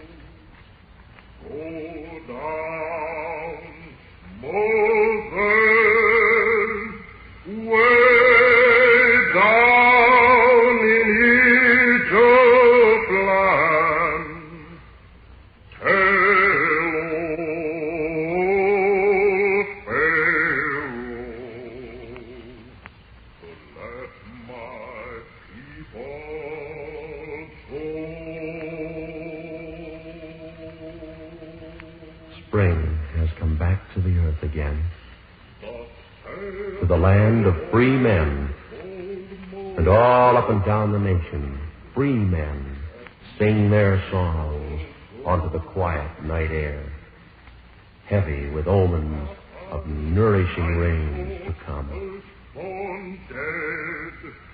Let my people go. Go down, Moses, way down in Egypt land. Hello, Pharaoh, to let my people go.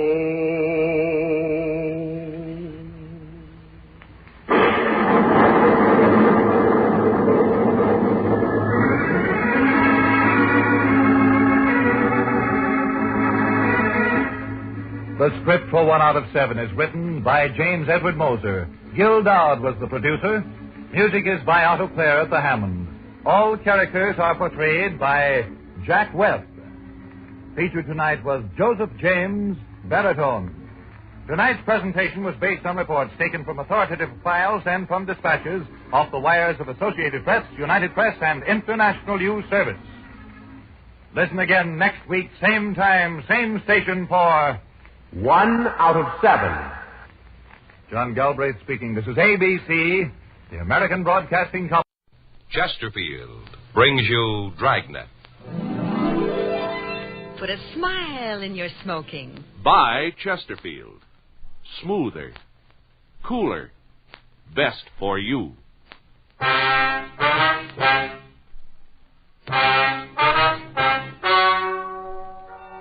Ladies and gentlemen, the story you are about to hear is true. The names have been changed to protect the innocent.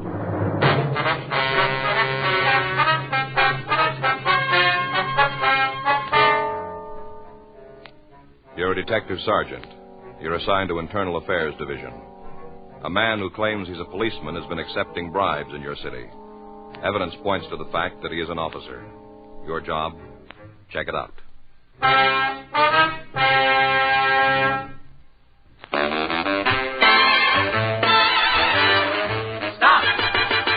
Start smoking with a smile with Chesterfield. Smoother, cooler, milder Chesterfield. Put a smile in your smoking, just give 'em a try. Chesterfield's best for you. They satisfy. When you shop, stop. Remember, vacation time is carton time. The cigarette to take with you is Chesterfield, made the modern way, with Accuray. Take along a couple of cartons and put a smile in your smoking. Chesterfield, smoother, cooler, best for you.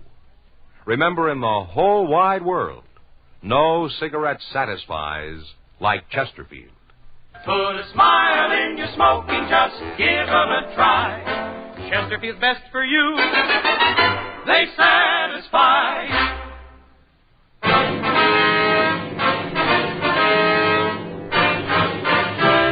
Dragnet, the documented drama of an actual crime. For the next 30 minutes, in cooperation with the Los Angeles Police Department, you will travel step by step on the side of the law through an actual case transcribed from official police files. From beginning to end, from crime to punishment, Dragnet is the story of your police force in action.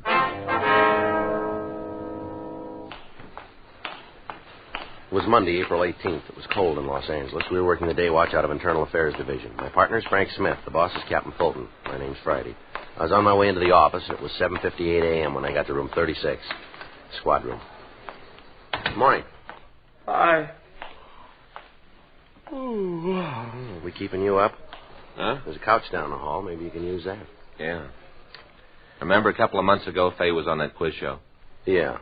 Yeah, seems I heard something about that. Well, one of the prizes was a dog. You know, they were going to give us a little pup. Mm-hmm. Turned out they were giving away cockers. Very nice dogs, thoroughbreds. Mm-hmm. Faye and me talked it over and decided we'd rather have one of those basset hounds. What are they? One of those dogs with the little short hind legs and long ears. You know, long face, basset hounds. Yeah. Mm-hmm. I see them in the magazines. You know, they got sad eyes, always look so sad. Yeah. Well, they're hard to get. We had to wait a while. I got the call Saturday. Pup was there. Mm-hmm. I went out and picked him up. Mm-hmm. Named him Hector. Yeah, that's it, Hector. Why? Why? Well, because the old expression kind of fit. Mm-hmm. Since Hector was a pup. Get it, Joe? Hector, see, still a pup. Oh, Hector the pup. I was up with him all night. Mm-hmm. He couldn't sleep. Kept whining. You still work here, don't you? I just stayed up and kind of hummed to him to comfort him. You still working here? Oh. Anything come in this morning? Yeah, there's a couple of mug shots over there from Sacramento. Thank you. I'll be glad to get to bed tonight. Excuse me. Yes, ma'am. Something we can do for you? The man down room 38, Bunko, told me to come here. Yes, ma'am. DeBetta, that's his name, said see you. Mm-hmm. Want to report something. All right, would you like to sit down? Thank you. Now, what can we do for you? I think it's been too long. What's that? Well, I paid for it over a month ago. I'm tired of waiting. You want to tell us about what you mean? Well, Henry should be home by now. It's been over a month. Who's Henry? My husband, Henry Farwell. When I gave the man the money, he said he'd get Henry out of jail right away. That's what he told me. What man? The man who came to see me. Oh, yes, ma'am, but who was he? A policeman.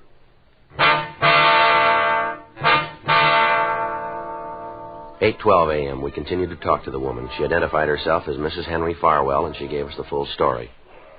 When did this man approach you, man? Just a minute, Mr. Smith. I got it all written down. Ma'am? Got it right here in my bag. Yep, here it is. March 6th. That's when I met him. Where was that? What? Where'd you meet him? He come to the house, my house. Told me he wanted to talk to me about something. Said it was important. Mm-hmm. I didn't know him. There wasn't any reason he'd have anything important to talk to me about. But he said he knew the mister. You mean your husband? That's right. Henry Farwell. Is he in prison? Yes. Been there for 3.5 years. We don't like to ask this, Miss Farwell, but it's necessary. Burglary. That's what he was convicted for. Judge told him he'd go to jail for 5 years to life. Mm-hmm. Was this the first time he's been in jail? I thought so. First, I thought it was all a mistake. They was wrong about the mister. Yes, ma'am. They weren't. Came out in the trial. Seems he'd done the same thing before, twice before. I see. I didn't know about it when we got married. Didn't have any idea. Mm-hmm. The mister's my second husband. Mm-hmm. First one died 10 years ago. Woman my age gets lonely. So when Mr. Farwell asked me to marry him, I said yes. Then I found out about the stealing. Mm-hmm. Miss Mann said he knew your husband, is that right? That's right. Told me they met several years ago. Uh-huh. Then he went on to tell me how the mister could get out. What do you mean? The way he told it, if you had friends who knew the right people, you could get out of jail. What's that? If the right people were paid, a man could get out of prison. Uh-huh. And he wanted you to give him some money? Not at first. When he came to the house at the beginning, he didn't even mention it, not at all. When did he bring it up? Oh, about a week later. Came over in the afternoon. I was out in the yard, and he said he'd met the people who were important, the ones who could get the mister out of prison. Did he say who these people were? No, just told me he'd met them. Mm-hmm. Now, what happened then? On March 14th, he told me that it could be arranged for the mister to get out of jail. Tell me, did he tell you how this could be done? Well, from what he told me, he'd talk to the right people. That's the way he said it, the right people. I see. If he gave him $5,000, the mister could be turned out. 5,000, huh? Yes. I told him I couldn't give him that much, that I just didn't have it. What'd the man say when you told him that? Asked me how much I could give him. Mm-hmm. I said if I sold a few things, did what I could to get more money, I might be able to pay $3,500. And what'd he say about that? Say it'd be all right? No. He told me he'd have to go back and talk to the people. Ask them if it'd be enough. When'd you see him again? 2 days. He came back. What'd he say then? Told me it'd be okay. The money'd be enough. Mm-hmm. I got it together and gave it to him. That same day? No, it was 2 days later, on March 16th. That's when I gave him the money. I see. And it's been over a month now, and the mister still hasn't been turned out.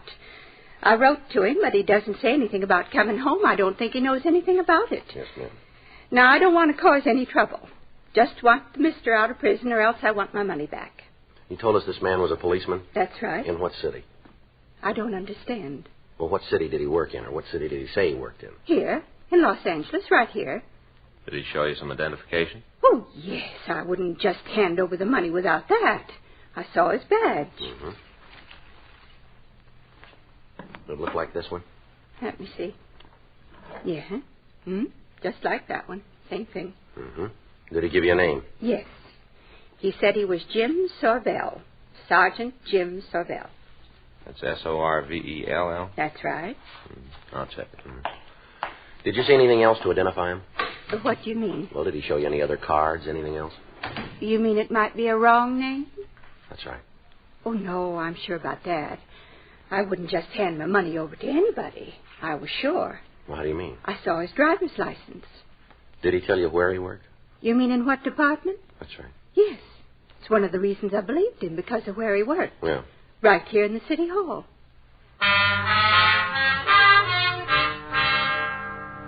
While I continued to talk to Mrs. Farwell, Frank put in a call to personnel. 3 minutes later, he called me out into the hall. Let me close the door. What do you got? Well, I checked the personnel records. Yeah, what'd you find out? Looks like she was telling the truth. What? There is a Jim Sorvell. City Hall? Closer than that. Huh? Auto theft detail.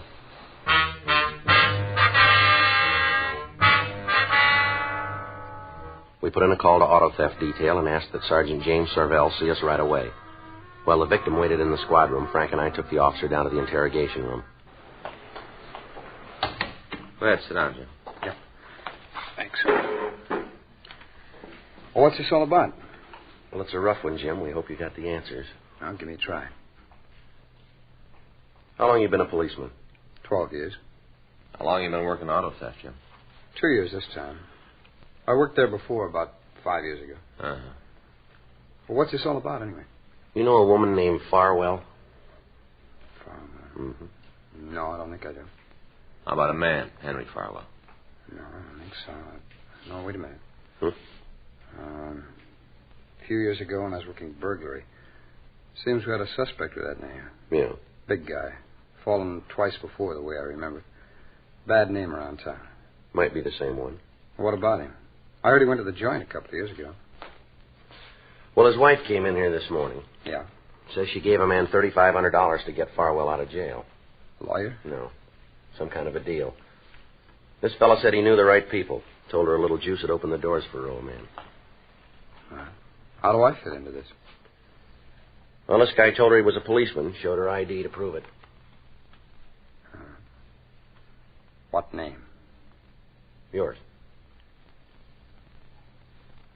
You believe her? Well, no, we don't want to. We figured we'd get your side of the story first. Well, there's nothing to tell you, Friday. I had no part in the action. That's the truth. I hope it stands up. It's got to. I don't know anything about the deal. Nothing at all. I wouldn't know the woman if she walked in here right now. Well, then you don't mind letting her take a look at you, then? No. Bring her in. Right? Yeah.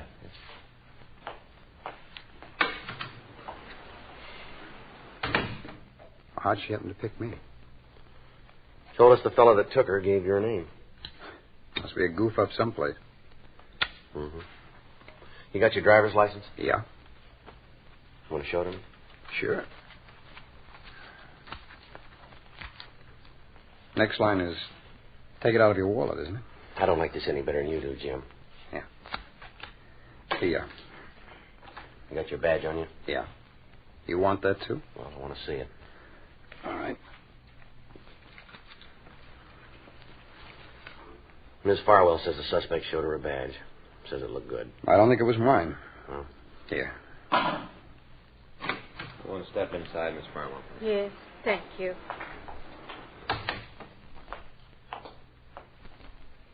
All right, Miss Farwell, you know this man? Yeah? Seems I've seen him someplace before. Yes. Now be careful and look carefully. Do you know where you've seen him? I'm trying to think. Take your time, be sure. Yes, ma'am. Please be sure. Yeah, hair's a little shorter. Had a mustache before. But I can tell. I can tell for sure. What's that? He's the one that took my money.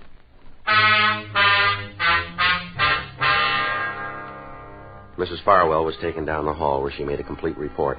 We continued to interrogate Sergeant James Sorvell, but he maintained his innocence. He was suspended from the police department pending an investigation by our detail and the district attorney's office. A week went by. During that time, we talked to Sorvell's friends and the men he worked with. His financial condition was investigated. He owed some money, but he was not behind in his payments. His bank account didn't show any large deposits, and from what we could find out, he was not living beyond his means. If he was guilty, he hadn't spent any of the money that he'd taken. We asked the stats office to make a run on con men who had used a similar approach. They came back with a list of 18 possible suspects. We pulled the mug shots from the packages on the men, and we drove out to see Mrs. Farwell. She showed us into the living room of a very small house. Now then, what is it this time? You come to bring my money back? No, ma'am. Well, when am I going to get it? Seems like a long time. The mister's still in prison, and I haven't got my money. Yes, ma'am. We'd like you to look at some pictures, if you would. What for? We'd like to see if you recognize any of the men. Sure, I got nothing else to do. Let's see 'em. There you are, ma'am. Mm-hmm. Yeah. Mm-hmm. Yes, sir. All right. Now, looked at the pictures. Now I get the money. No, ma'am. When do I get it? Well, we haven't been able to recover it yet. What? We haven't found it yet. What about that man you got, Sorvell? What about him? Ma'am? Make him tell you where the money is. He took it. Make him tell. From what we've been able to find out, he hasn't got it. Now we get down to cases, huh? What's that? Let's lay the cards on the table. I'm getting pretty mad about it. When I first came to see you, I wanted the money back. Either that or to have the mister out of prison. Either one. It didn't much matter which, but I did want one of them. Yes, ma'am, I understand. Now, you've got the man who took the $3,500. Got him in jail. And you tell me you can't find the money. Is that right? Yes, ma'am, that's right. You want to know what I think? You want to know? What's that? I think you're all in it together. That's what I think. The whole bunch of you, all in the thing together. That's not true. You say so, but I think different. Now, I'm going to tell you something, Mr. Friday. I'm not going to wait any more. I want the money back or I'm going to the newspapers again. I'll tell them what's happened. They'll get me some action. Now, just a minute, Miss Farwell. No, I won't. I've done all my waiting already. You think that just because I'm an old woman you can push me around. Well, you just got another thing coming. I want that money, and I want it right now, and if I don't get it, you're going to be in a lot of trouble. We're doing everything we can to get your money Well, then back. you better start doing more, because I'm not happy at all. All you cops, you stick together. Well, this time it's not going to do you any good. You don't understand, Miss Farwell. I think I do, maybe too much. I'll tell you what I'm going to do. I'll give you just 3 days to get that money back, or I'll scream my head off to the newspapers. You've got the man in jail. Next thing, you'll be telling me he didn't do it. We're not sure he did. Uh-huh. Well, he did. I guess I know. I'm the one he stole from. He's the man, and I want to see him in prison, too. Well, if he's guilty, that's where he'll go. I'm telling you he is. What more do you need? Just one more thing. What's that? Proof.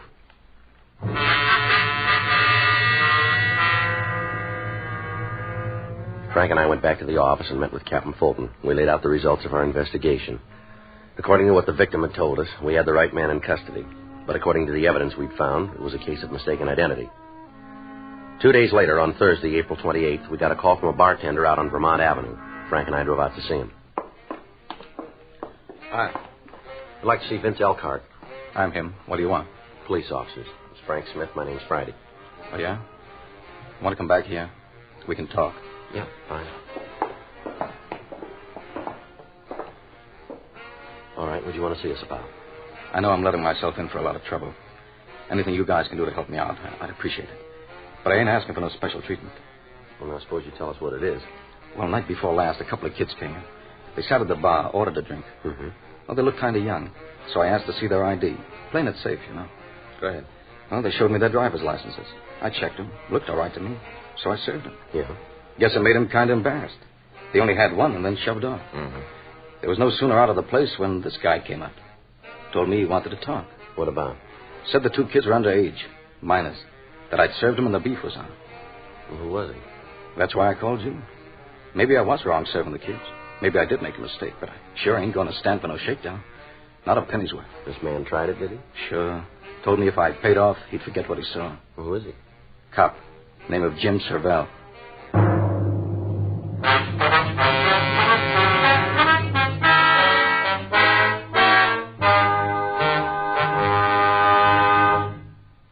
Put a smile in your smoking. Next time you buy cigarettes, stop. Remember this. It's today's biggest cigarette news. Chesterfield is made the modern way with Accuray. The Accuray controller is the greatest improvement in cigarette making in years, and it's a Chesterfield exclusive. This amazing quality detective electronically checks and controls the making of your Chesterfield, giving a uniformity and smoking quality never possible before. So buy Chesterfield today. For the first time, you get a perfect smoke column from end to end. A perfect smoke column from end to end. From the first puff to the last puff, your Chesterfield smokes smoother. From the first puff to the last puff, your Chesterfield smokes cooler. From the first puff to the last puff, Chesterfield is best for you. Next time you buy cigarettes, stop. Remember, Chesterfield is made the modern way with Accuray. Put a smile in your smoking, just give them a try. Light up a Chesterfield, they satisfy.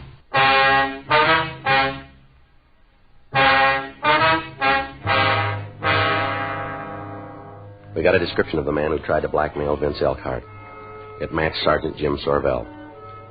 While I continued to talk to Elkhart, Frank put in a call to the policeman and asked him to come over to the bar. It took him 12 minutes to get there. He was brought into the place and confronted by the bartender. Would you turn around? Sure. How's that? Uh-huh. Yeah. How about it? Isn't any doubt as far as I'm concerned. No. He's the wrong man.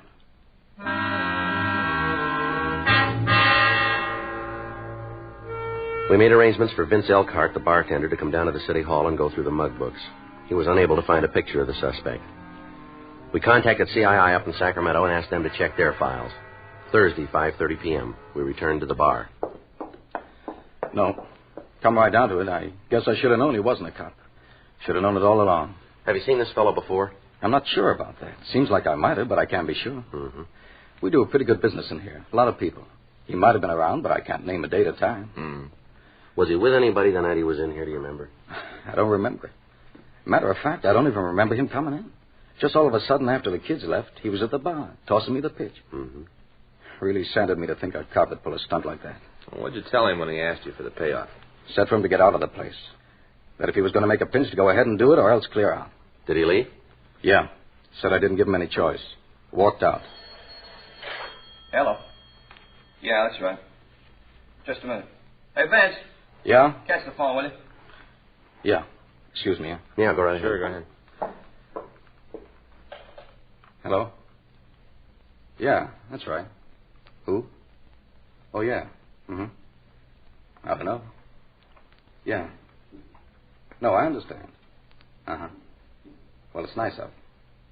Sure, I thought about it. Okay. Yeah. Goodbye. You guys must live right. Hmm? That was him. The phony cop? Yeah. He'll be right over.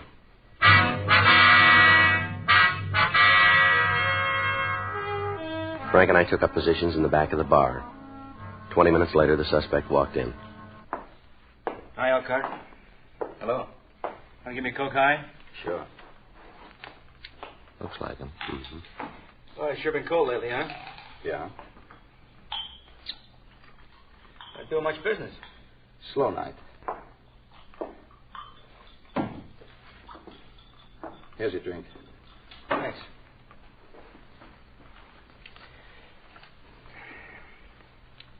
Where can we talk? It's all right here. And what about the two guys in the back? They won't bother anybody. Both gassed. All right, Elkhart, what about it? You mean the payoff? That's right. I talked to the boys downtown. They say they'll let you off the hook for $750. That's a lot of money. Your license is worth more, isn't it? I suppose so. But I got to know what I'm buying. Who are these guys downtown? Well, that doesn't come into it. All you got to do is dig up the money. How high does the juice go? What do you mean? Just that. How far up does the payoff go? All the way to the top? Yeah, we got enough. Right. Yes, sir. You play along with us and you'll do all right. This is him. All right, mister, let's go. What are you talking about? What is this? Police officers, you're under arrest. For what? Suspicion grand theft, impersonating an officer, and we ought to be able to figure up a couple more on the way downtown. Oh, hey, you guys are wrong. You made a mistake. Sure we have. Stand still. Nice, clean. You're going to be awful sorry about this. Is that right? Sure, I got a lot of friends in town. Some of them pretty high. Mm-hmm. You mind giving me your names and numbers? I want to be sure I got the right dope on you guys. Time I get through, you'll both be working so far out, you'll need a passport to get home. Mm-hmm. Got it all figured, haven't you? Front, back, and in the middle. Yeah. Like reading a story. Well, I don't know about the first part. Yeah. But I can tell you how it's going to end.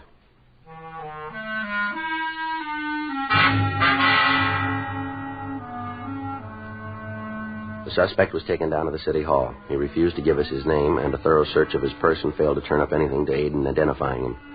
His fingerprints were rolled, and while we waited for the results of the check, Frank and I talked to the suspect in the squad room. How long you figure you're going to be able to keep this thing up? I don't know what you're talking about. No, come off it. We've got you dead to rights, and you know it. News to me. Why don't you tell us who you are? I forgot. You know a man named Jim Sorvell? I don't think so. Well, according to that bartender, you said you were Sorvell. Oh, he's got a big mouth. Look, have you ever been arrested? I forgot. You better get your memory back. Why? Okay. ID, Smith. Yeah? Mm-hmm. Wait a minute. Toss me that card, would you? Here you are. Thanks. All right. 46? Yeah. Yeah. Right. 52, huh? Okay. All right, thanks a lot. You better get in touch with those big friends of yours. I will when it's necessary. Well, time just came up. We got your record. Full name, Charles Bobo Kiernan Offner. You've fallen twice in California, once for GTA, once for attempted robbery. There's an outstanding one from Eureka and 2 from out of state, all 3 uncharged of extortion. Shall I read the rest of it? How about it? You don't have to. I'm in the box. Where's the badge and the driver's license? My place. Where's that? Hotel over on Grand. Where'd you get the badge? Bought it. Guy I know. It's one of the old ones. Mark doesn't know the difference. Yeah. How about the license? Made that up myself. Why'd you pick Sorvell? Looked like a good dodge. A cop who's going to cause trouble. Why him? Tagged a cleaning store out in Highland Park one night. Must be the place where the Sorvell does business. Clerk thought I was him. We got to talking. Things just worked out. What about the prison deal? How'd you build that for yourself? Well, I know a guy up at Q. He buddies up with a prisoner, gets all the information, and kites a letter out to me, and I pull the swindle. How many times you worked the deal? Collected 3. The last one was an old woman. What'd you take? $3,500. Just you and the guy up in the joints, that all there is? Yeah. You willing to make a statement? Sure. All right, we'll call a stenographer. Look, can you tell me something? What's that? The 2 out-of-state beefs, you think they'll extradite me? We don't call it. Why? I'd rather do my time here in California. It's nicer here. Yeah. Prettier. Lots of nice scenery in California. It's different. Well, I wouldn't worry. Hmm? You won't see much of it.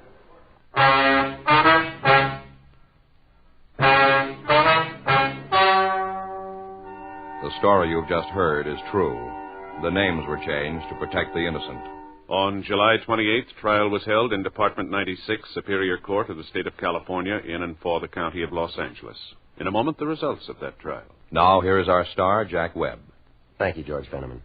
Chesterfield, made the modern way with Accuray. I wonder if you realize what that means to you.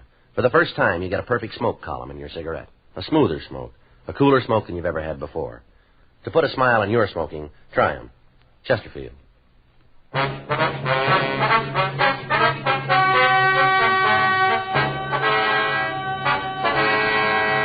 Charles Kiernan Offner was tried and convicted on grand theft money, 3 counts, and received sentence as prescribed by law. Grand theft money is punishable by imprisonment for a period of not less than 1, nor more than 10 years in the state penitentiary. Sergeant James Sorvell was reinstated in his duties with full back pay.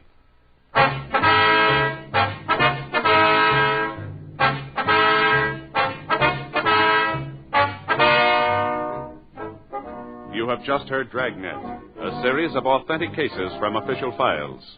Technical advice comes from the Office of Chief of Police W.H. Parker, Los Angeles Police Department. Technical advisors, Captain Jack Donahoe, Sergeant Marty Wynn, Sergeant Vance Frazier.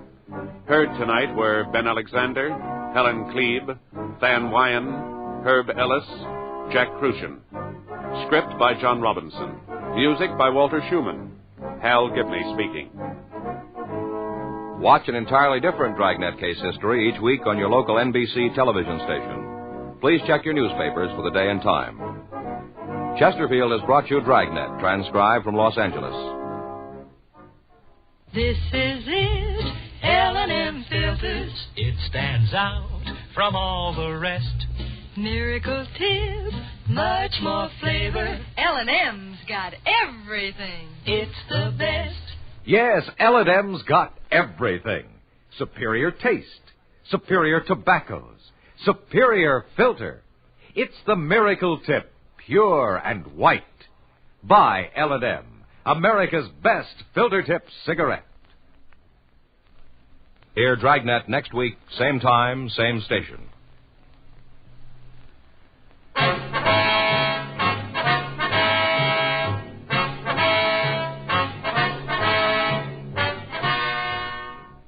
This is the NBC Radio Network.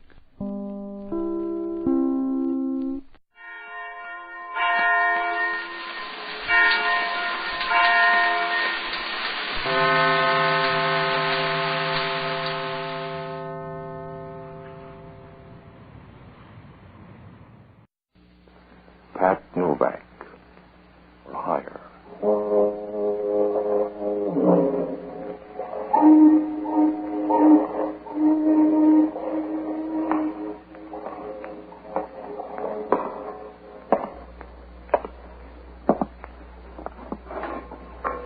Sure, I'm Pat Novak, for hire.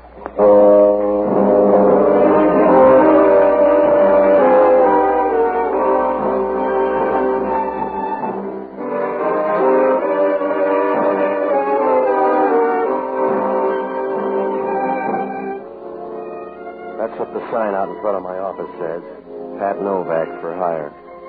Down on the waterfront in San Francisco, you don't get prizes for being subtle. If you want to make a living down here, you got to get your hand in the till any way you can. You rob Peter to pay Paul, and then you put it on the cup. So I rent boats and tell a few white lies if the price is right. It's a happy life, if you don't mind looking up at a headstone, because sooner or later you draw trouble a size too big. I found that out Tuesday night. It was raining, and the street was as deserted as a warm bottle of beer. It must have been about 11 o'clock when I came out of the office and started down the waterfront. As I got near the corner, I stopped. An old man stepped out of the darkness and started across the street. It was a short trip because a car started up down the street, and the old man couldn't have made it with a pocket full of aces.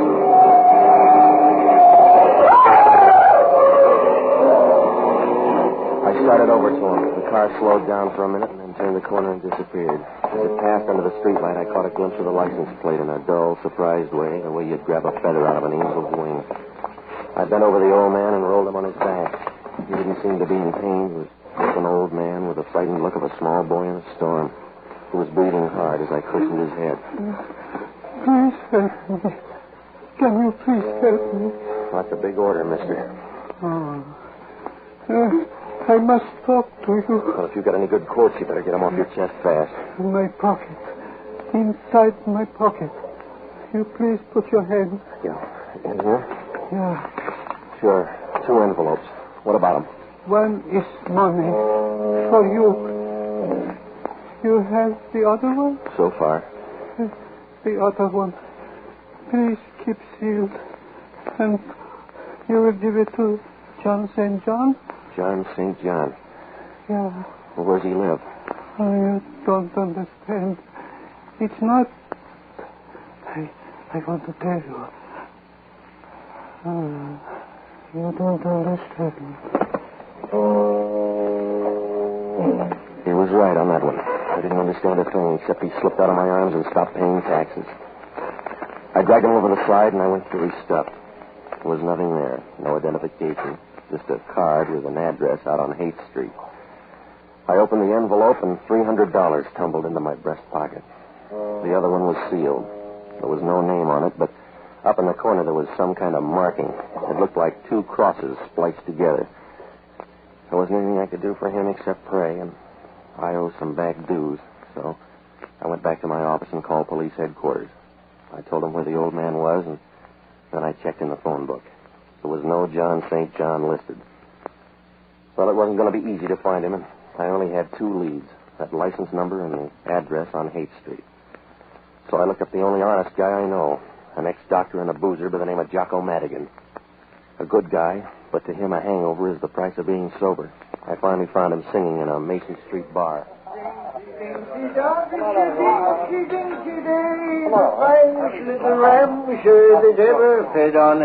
Jocko, I want to talk to you. Ah, Patsy, you're just in time for the counterpoint. I'm singing a song, a little sentimental thing from my childhood. Yeah, well, it'll keep. I got a problem. You'll always have a problem, Patsy, because you can't keep out of trouble. You know that, don't you? You have no self-control. All right, Jocko. You have no more self-control than a bucket of mercury dumped on a marble staircase. All right, now, shall we check the bright talk? I just saw a guy get killed. Oh, you're like some violent disorder in nature, some large but unprofitable storm. You keep whirling in circles, Patsy. If you ever go more than 10 feet in one direction, it's because some woman is 9 feet away. Then it begins all over again. Are you all through? Yes, get to the point. That's another of your troubles. You never get to the point. I just saw a guy killed 10 minutes ago. How would that interest me? Are you selling an eyewitness account? Some old guy got killed down on the Embarcadero. He checked out 15 feet away from me. Who killed him? I don't know. Why do you care? Professional jealousy? Some car came out of nowhere and clipped him. You sure it wasn't an accident? Yeah, just like the Berlin blockade. Will you stop needling me, Jocko? I told you a guy got killed. He was murdered right in front of me. I got to find a guy called John St. John.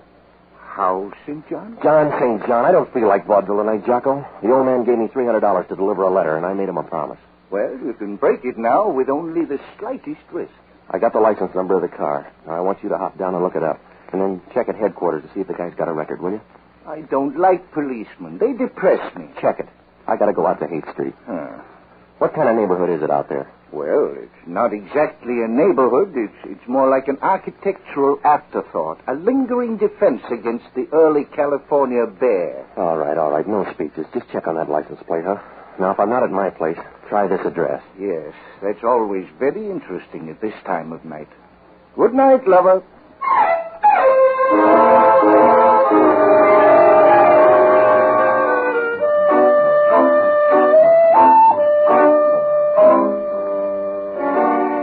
Jocko was right about the neighborhood. When I left him, I doubled by my place and left the envelope. I put it inside another envelope and stashed it behind some books, and then I headed out to look up John St. John. Oh, it must have been about midnight when I got there, and it was the kind of a neighborhood where a for rent sign reads like a ransom note. I found the place, though. It was an old rooming house, a third-floor apartment. I knocked at the door, and when she opened it, I knew it was time to wire home for money. A tall, blonde blister with lots of Fahrenheit. She stood there leaning against the door, smiling, looking at you as if you had gold-plated muscles. It gave you a weak feeling where your dinner ought to be. And her voice came right out of the oven. Well, you're that kind of lady. Yeah, I'm looking for a guy named John St. John. Oh? Won't you come into my cobweb? Sure. For a spider, you're nice and chubby. Oh, a Spider-Man. My name's Lee Norton. You want to write it down?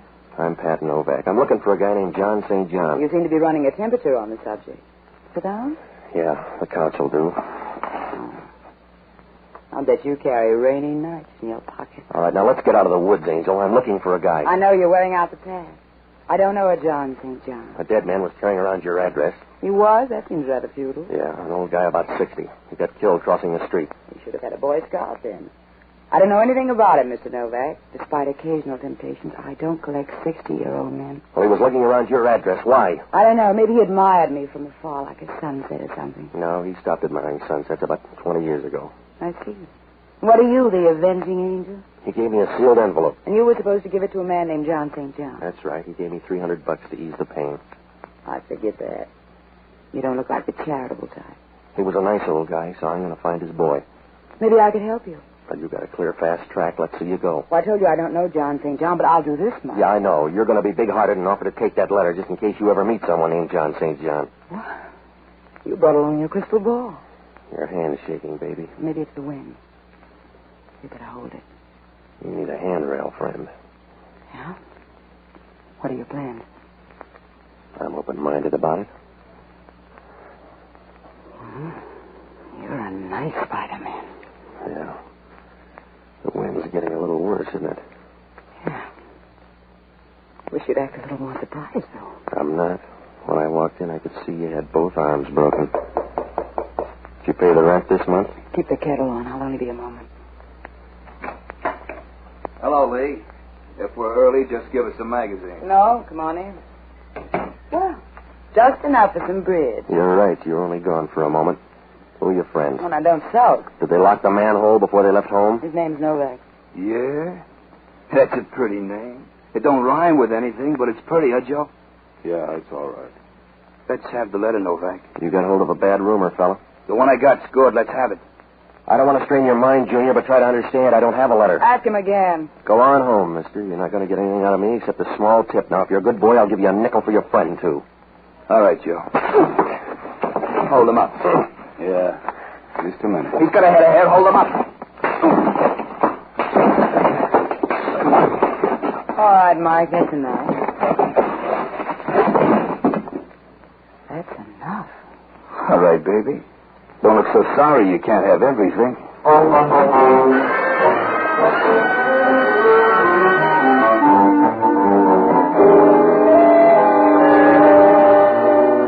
It's easy to sleep if you got the right friends. When those two donuts were through, I hit the floor and made Rip Van Winkle look like an insomnia victim.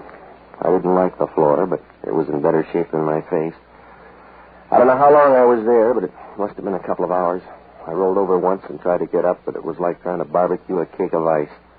There was a sick, sweet smell in the room. I tried to place it, but my nose was out on strike, so I went to sleep again. The next thing I knew, it sounded like New Year's Eve. Here you go, Patsy. Up on the couch. What's the matter? Nothing. If you're the kitchen stove, the room's full of gas. Oh. You ought to open the window if you're going to turn on the gas. Some of my playmates, I guess. Well, you weren't at the apartment, so I tried here. Yeah. What time is it? 2:00. Who got the quaint idea of the gas chamber? The girlfriend. It was love at first sight. I see. Let's go home to bed. I'm getting used to floors. That old man started a ball game, Jocko. When I mentioned John St. John to this girl, she turned banker and brought in the Gunsels. Did she get the letter? I left it at home. Oh, you're getting smart. Yeah. $300 worth. They lifted my dough. Well, you couldn't have used it where you were going. Yeah. I've checked on that hit-and-run car. It's listed under the name of Sidney Bronson. Has he got a record? No. Everybody's a beginner. Well, let's go home. Oh, it'll be dull, but you'll get used to it. Wait till I wash my hands. Yeah, go ahead. Patsy! Yeah? What did your girlfriend look like? Was she the lively type? Yeah. Why? What's the matter? Because she's not anymore. Yeah. Those Gunsels play rough. She's kind of pretty. What did she do besides sending out vibrations? I don't know. But she knew all about John St. John. Yeah? She picked up the bait like a hungry bass. Also, look at that ring. How'd you get around to that? The insignia on it. The same one that's on that envelope. Spliced crosses. Let's go home, Patsy. The police will be here. Yeah. Even Hellman will know she's dead. Come on, we better go. On your way out the door, Jocko, try it sideways because I think it's blocked. Hello, Novak. You look pale. It's my color scheme. What do you care, Hellman? None. She looks peaceful. Yeah, be quiet or you'll wake her up. I'll tiptoe. You always cut her throat before she goes to sleep? Who is she, Novak? I don't know. It's awful cozy here for a bunch of perfect strangers. I don't know every dead girl in town, Hellman. You'll have to check. You can still write, can't you, Novak? That's all you'll need down at headquarters. Come on. Oh, get out of the haze, Hellman. You don't know who's dead yet, but you're going to book somebody. Yeah. What are you doing up here, appraising the joint? I came up to find a guy named John St. John. She doesn't look like a guy named John St. John. She was my lead. I came up here to smell out a rat. She had a half Nelson on me when two Gunsels walked in. They came up to fix the gas meter, I think. You stay out of this. I'll make every effort. Now, if you're smart, you'll fingerprint this place, Hellman. These boys were cute. They've been in somebody's jail. I'll handle my job. You stick to murder. You'll go a long way to pin this on me, Hellman. I can go a long way, Novak. Not with what you got to drag. We get a call in the middle of the night. Come up here and find you standing over a dead girl. That's right. And you want me to sprinkle powder all over. Back up and take a better look, Novak. Oh, the view's fine, Hellman, and if you'll take a good look, you'll know why. You haven't got anything to give the DA except a slim lead and a fat hand. You're going to need help. Not on this one. You need help to find the street. Come on back to center, Hellman. Even with both hands, you couldn't Yeah? find... Forget it. So take the medicine like a good boy. I'm not going to walk out and let the two of you tour the town. I'm going to book one or both of you on a murder charge. All right. Book Jocko here, then. I love you in a generous mood. You got a string, then, Hellman. Somebody's got to find John St. John. Who's going to find Jocko? Oh, stop worrying. I'll bail you out. You haven't got the right size heart, Novak. You'll let him die on the vine. Hellman, sometimes you're guilty of unexpected wisdom. I know it's reflex action, but it's consoling anyway. I want you, Novak. I want you bad. I'll take this guy as a down payment, but I'm going to close out with you. Remember that. I will. All right. Come on, mister. Wait a minute. Patsy, you're not going to let him lug me off like this. What else can I do? The guy likes you.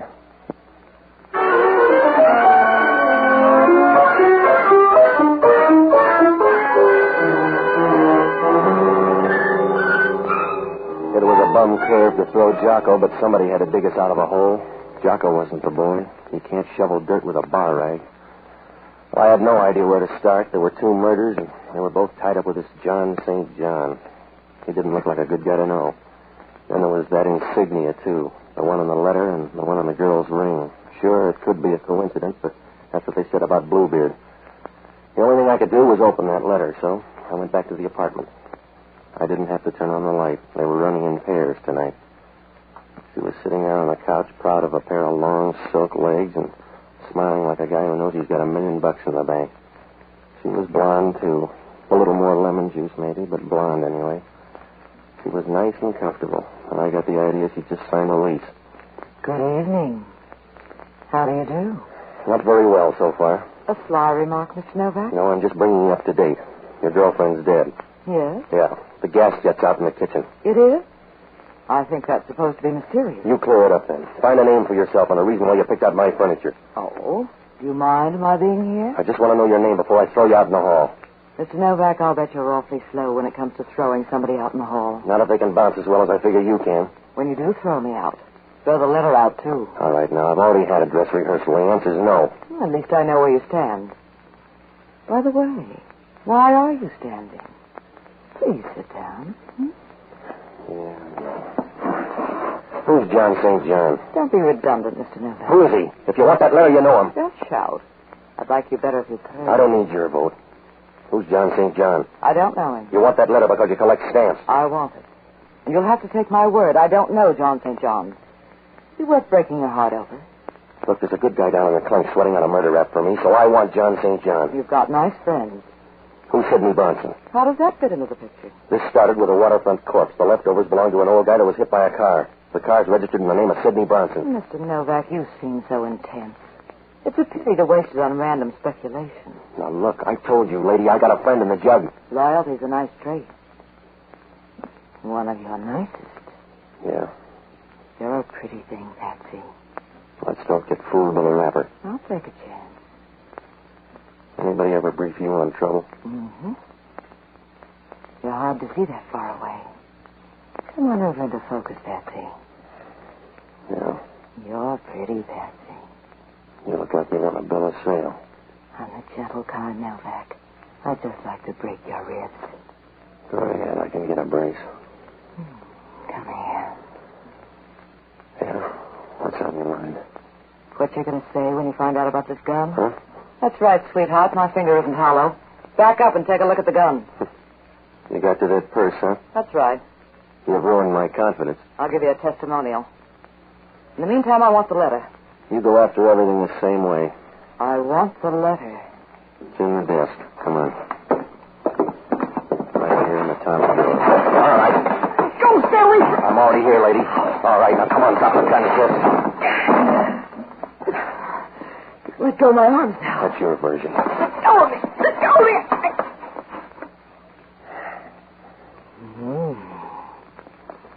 What was that for? A little something in the house. Now beat it. Well, you've ruined my confidence. You're lucky. Go on home. You won't change your mind about that letter? No. Suit yourself. I'll be going. Oh, Patsy? Yeah? I can't help you on John St. John, but I wouldn't worry about that fellow, Sidney Bronson. Why? Because I'm Sidney Bronson. See you soon, Patsy.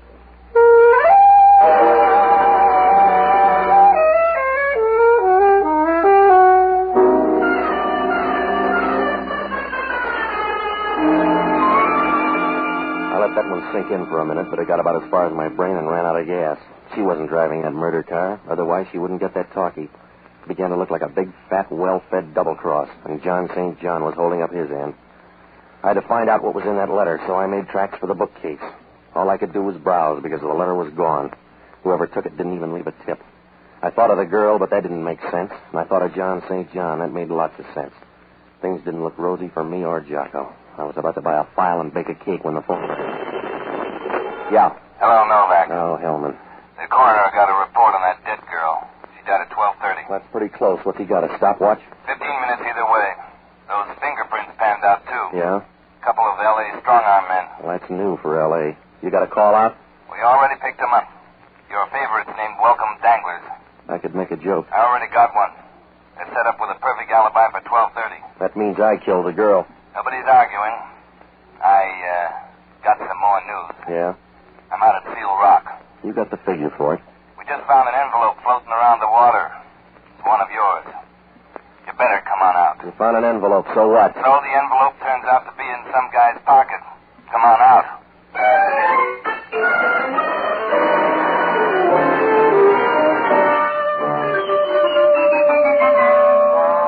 Well, that only meant one thing. Whoever took that envelope out of my place got popular. It was getting late, so I grabbed a cab and rode out to the beach. When I got there, Hellman was standing down near the water. He had Jocko with him. The surf was rolling in, and Jocko wasn't much better. Hello, Patsy. Hiya, Jocko. How's jail? Dry. Thanks for coming, Novak. You're sweet. Where's the envelope? Here. Yeah, the same one. That makes you look good. There was a letter in here. Did you take that with the guy's money, Hellman? You got all there is.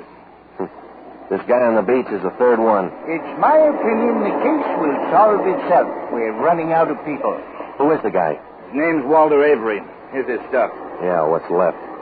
Well, this spliced cross really gets around. Huh? It keeps bobbing up. Here it is on the guy's fountain pen. I'm going to run this guy through the morgue, and then I'm going to look you up, Novak. Yeah? Sure. We want you down with us. That's right, Patsy. I'll introduce you to all the best people. Good night, lover.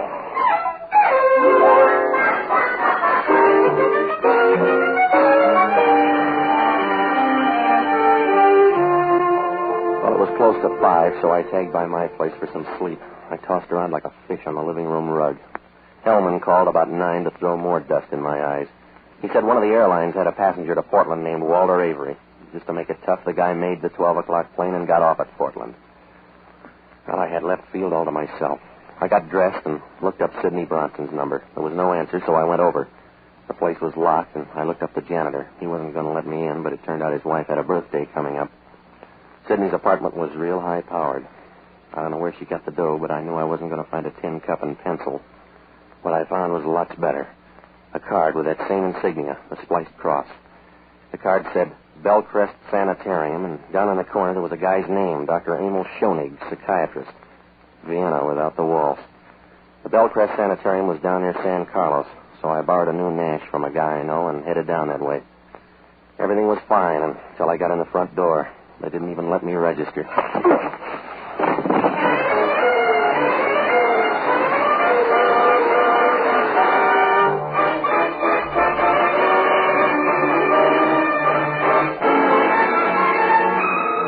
I woke up on a couch in Schoenig's office. It was dark outside, and my left arm was throbbing like a love story in a woman's magazine. The radiator sitting next to me was Sidney. You're a deep sleeper. I think I got some help. What happened to my arm? Hypodermic. You only need one arm anyway. In your case, I need a spare. Who did it? Dr. Schoenig. He's a darling boy. Where is he? Out on the phone trying to figure out what to do with you. What's that make me, a patient? That's one way of putting it. You made things easy. We were coming to you for the letter. You want to try that over again? We were on our way when you stumbled in. You're wrong, Sid. Somebody's giving you a fast pitch. That letter was gone when you were up at my place. I don't want a bum rib, Patsy. I want that letter. You're trailing a field, Angel. I told you the letter's gone. A guy by the name of Walter Avery took it out of my place. Walter Avery? That's right, and somebody thanked him. They found him this morning making like a dead seal. Walter Avery left for Portland last night. A plant, sweetheart. You better read up on your friends. Yeah. Thanks, Patsy. I told you to watch him, Sid. You had more shots. What's the difference? None, I suppose. Why don't you mix us a drink while I talk to Mr. Novak? I'll be right with you. Well, Mr. Novak, you're one of my best patients. That's because I like your needles. You better go easy on that drink. Yes? Why? You'll get drunk and run somebody down the way you did that guy on the waterfront. Oh? A good guess. You should be proud. That's a good, sensible, final emotion. Here's your drink, Emil. Thank you, my dear. It's to Mr. Novak.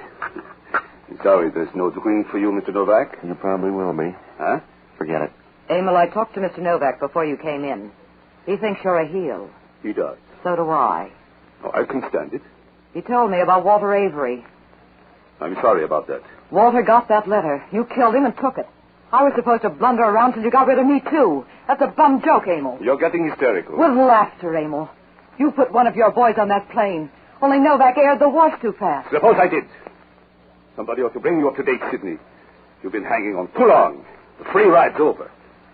I might as well tell you now. You're all through. I can't a whole bunch of longer. And I'm all through. Steady, Emil. What's the matter with me?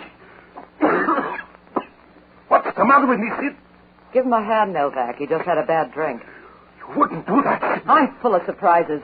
You got a stomach full of poison. You got a stomach full of poison in 15 seconds, Emil.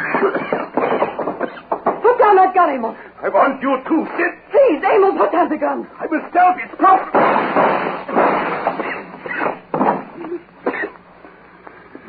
This happened kind of fast for an of us.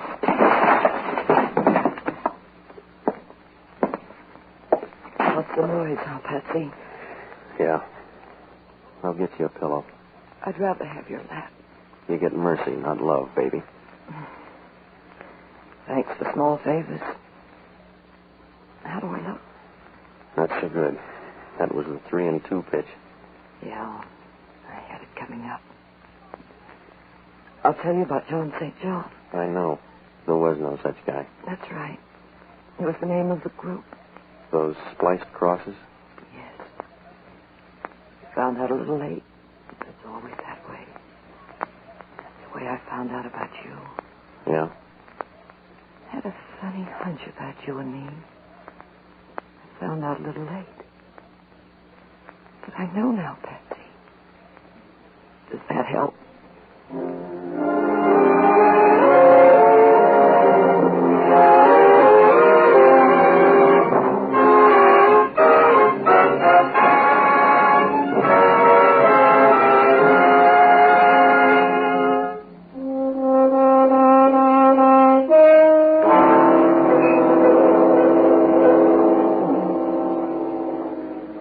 St. John was the name of an organization buying and selling government information.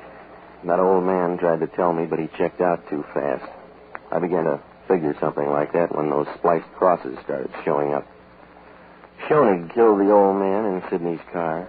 He couldn't stop because I was around. The two girls and Walter Avery were both in on the deal.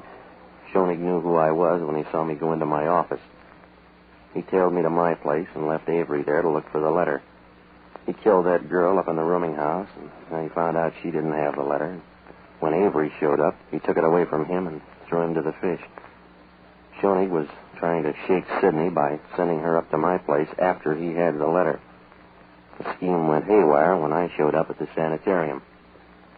He was trying to work himself out of that one when the payoff came. John St. John? Yeah, right from the start, Jocko said he was either dead or in the state pen, because anybody with a name like John St. John would have killed his parents as soon as he got old enough to find out about it. Worked out all right. They found the letter out at Schoenig's place. There were some plans for guided missiles and a few other trifles. Well, Hellman asked only one question. How come Schoenig didn't kill me before I could talk to the girl?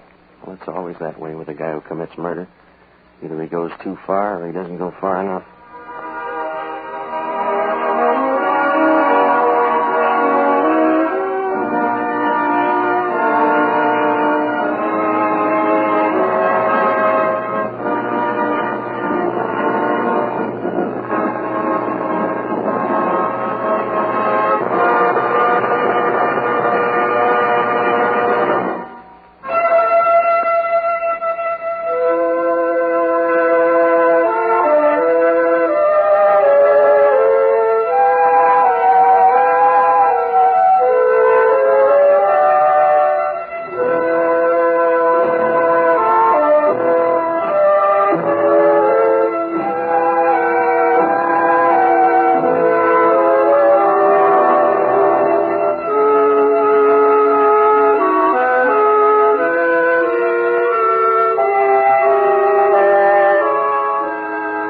Forces Radio Service has just brought you Pat Novak for Hire, starring Jack Webb.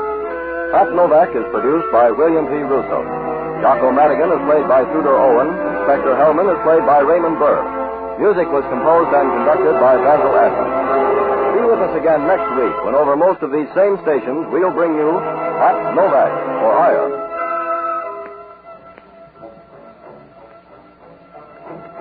Pat Novak for Hire was previously released by ABC, the American Broadcasting Company, for listeners in the United States, and rebroadcast for our men and women overseas.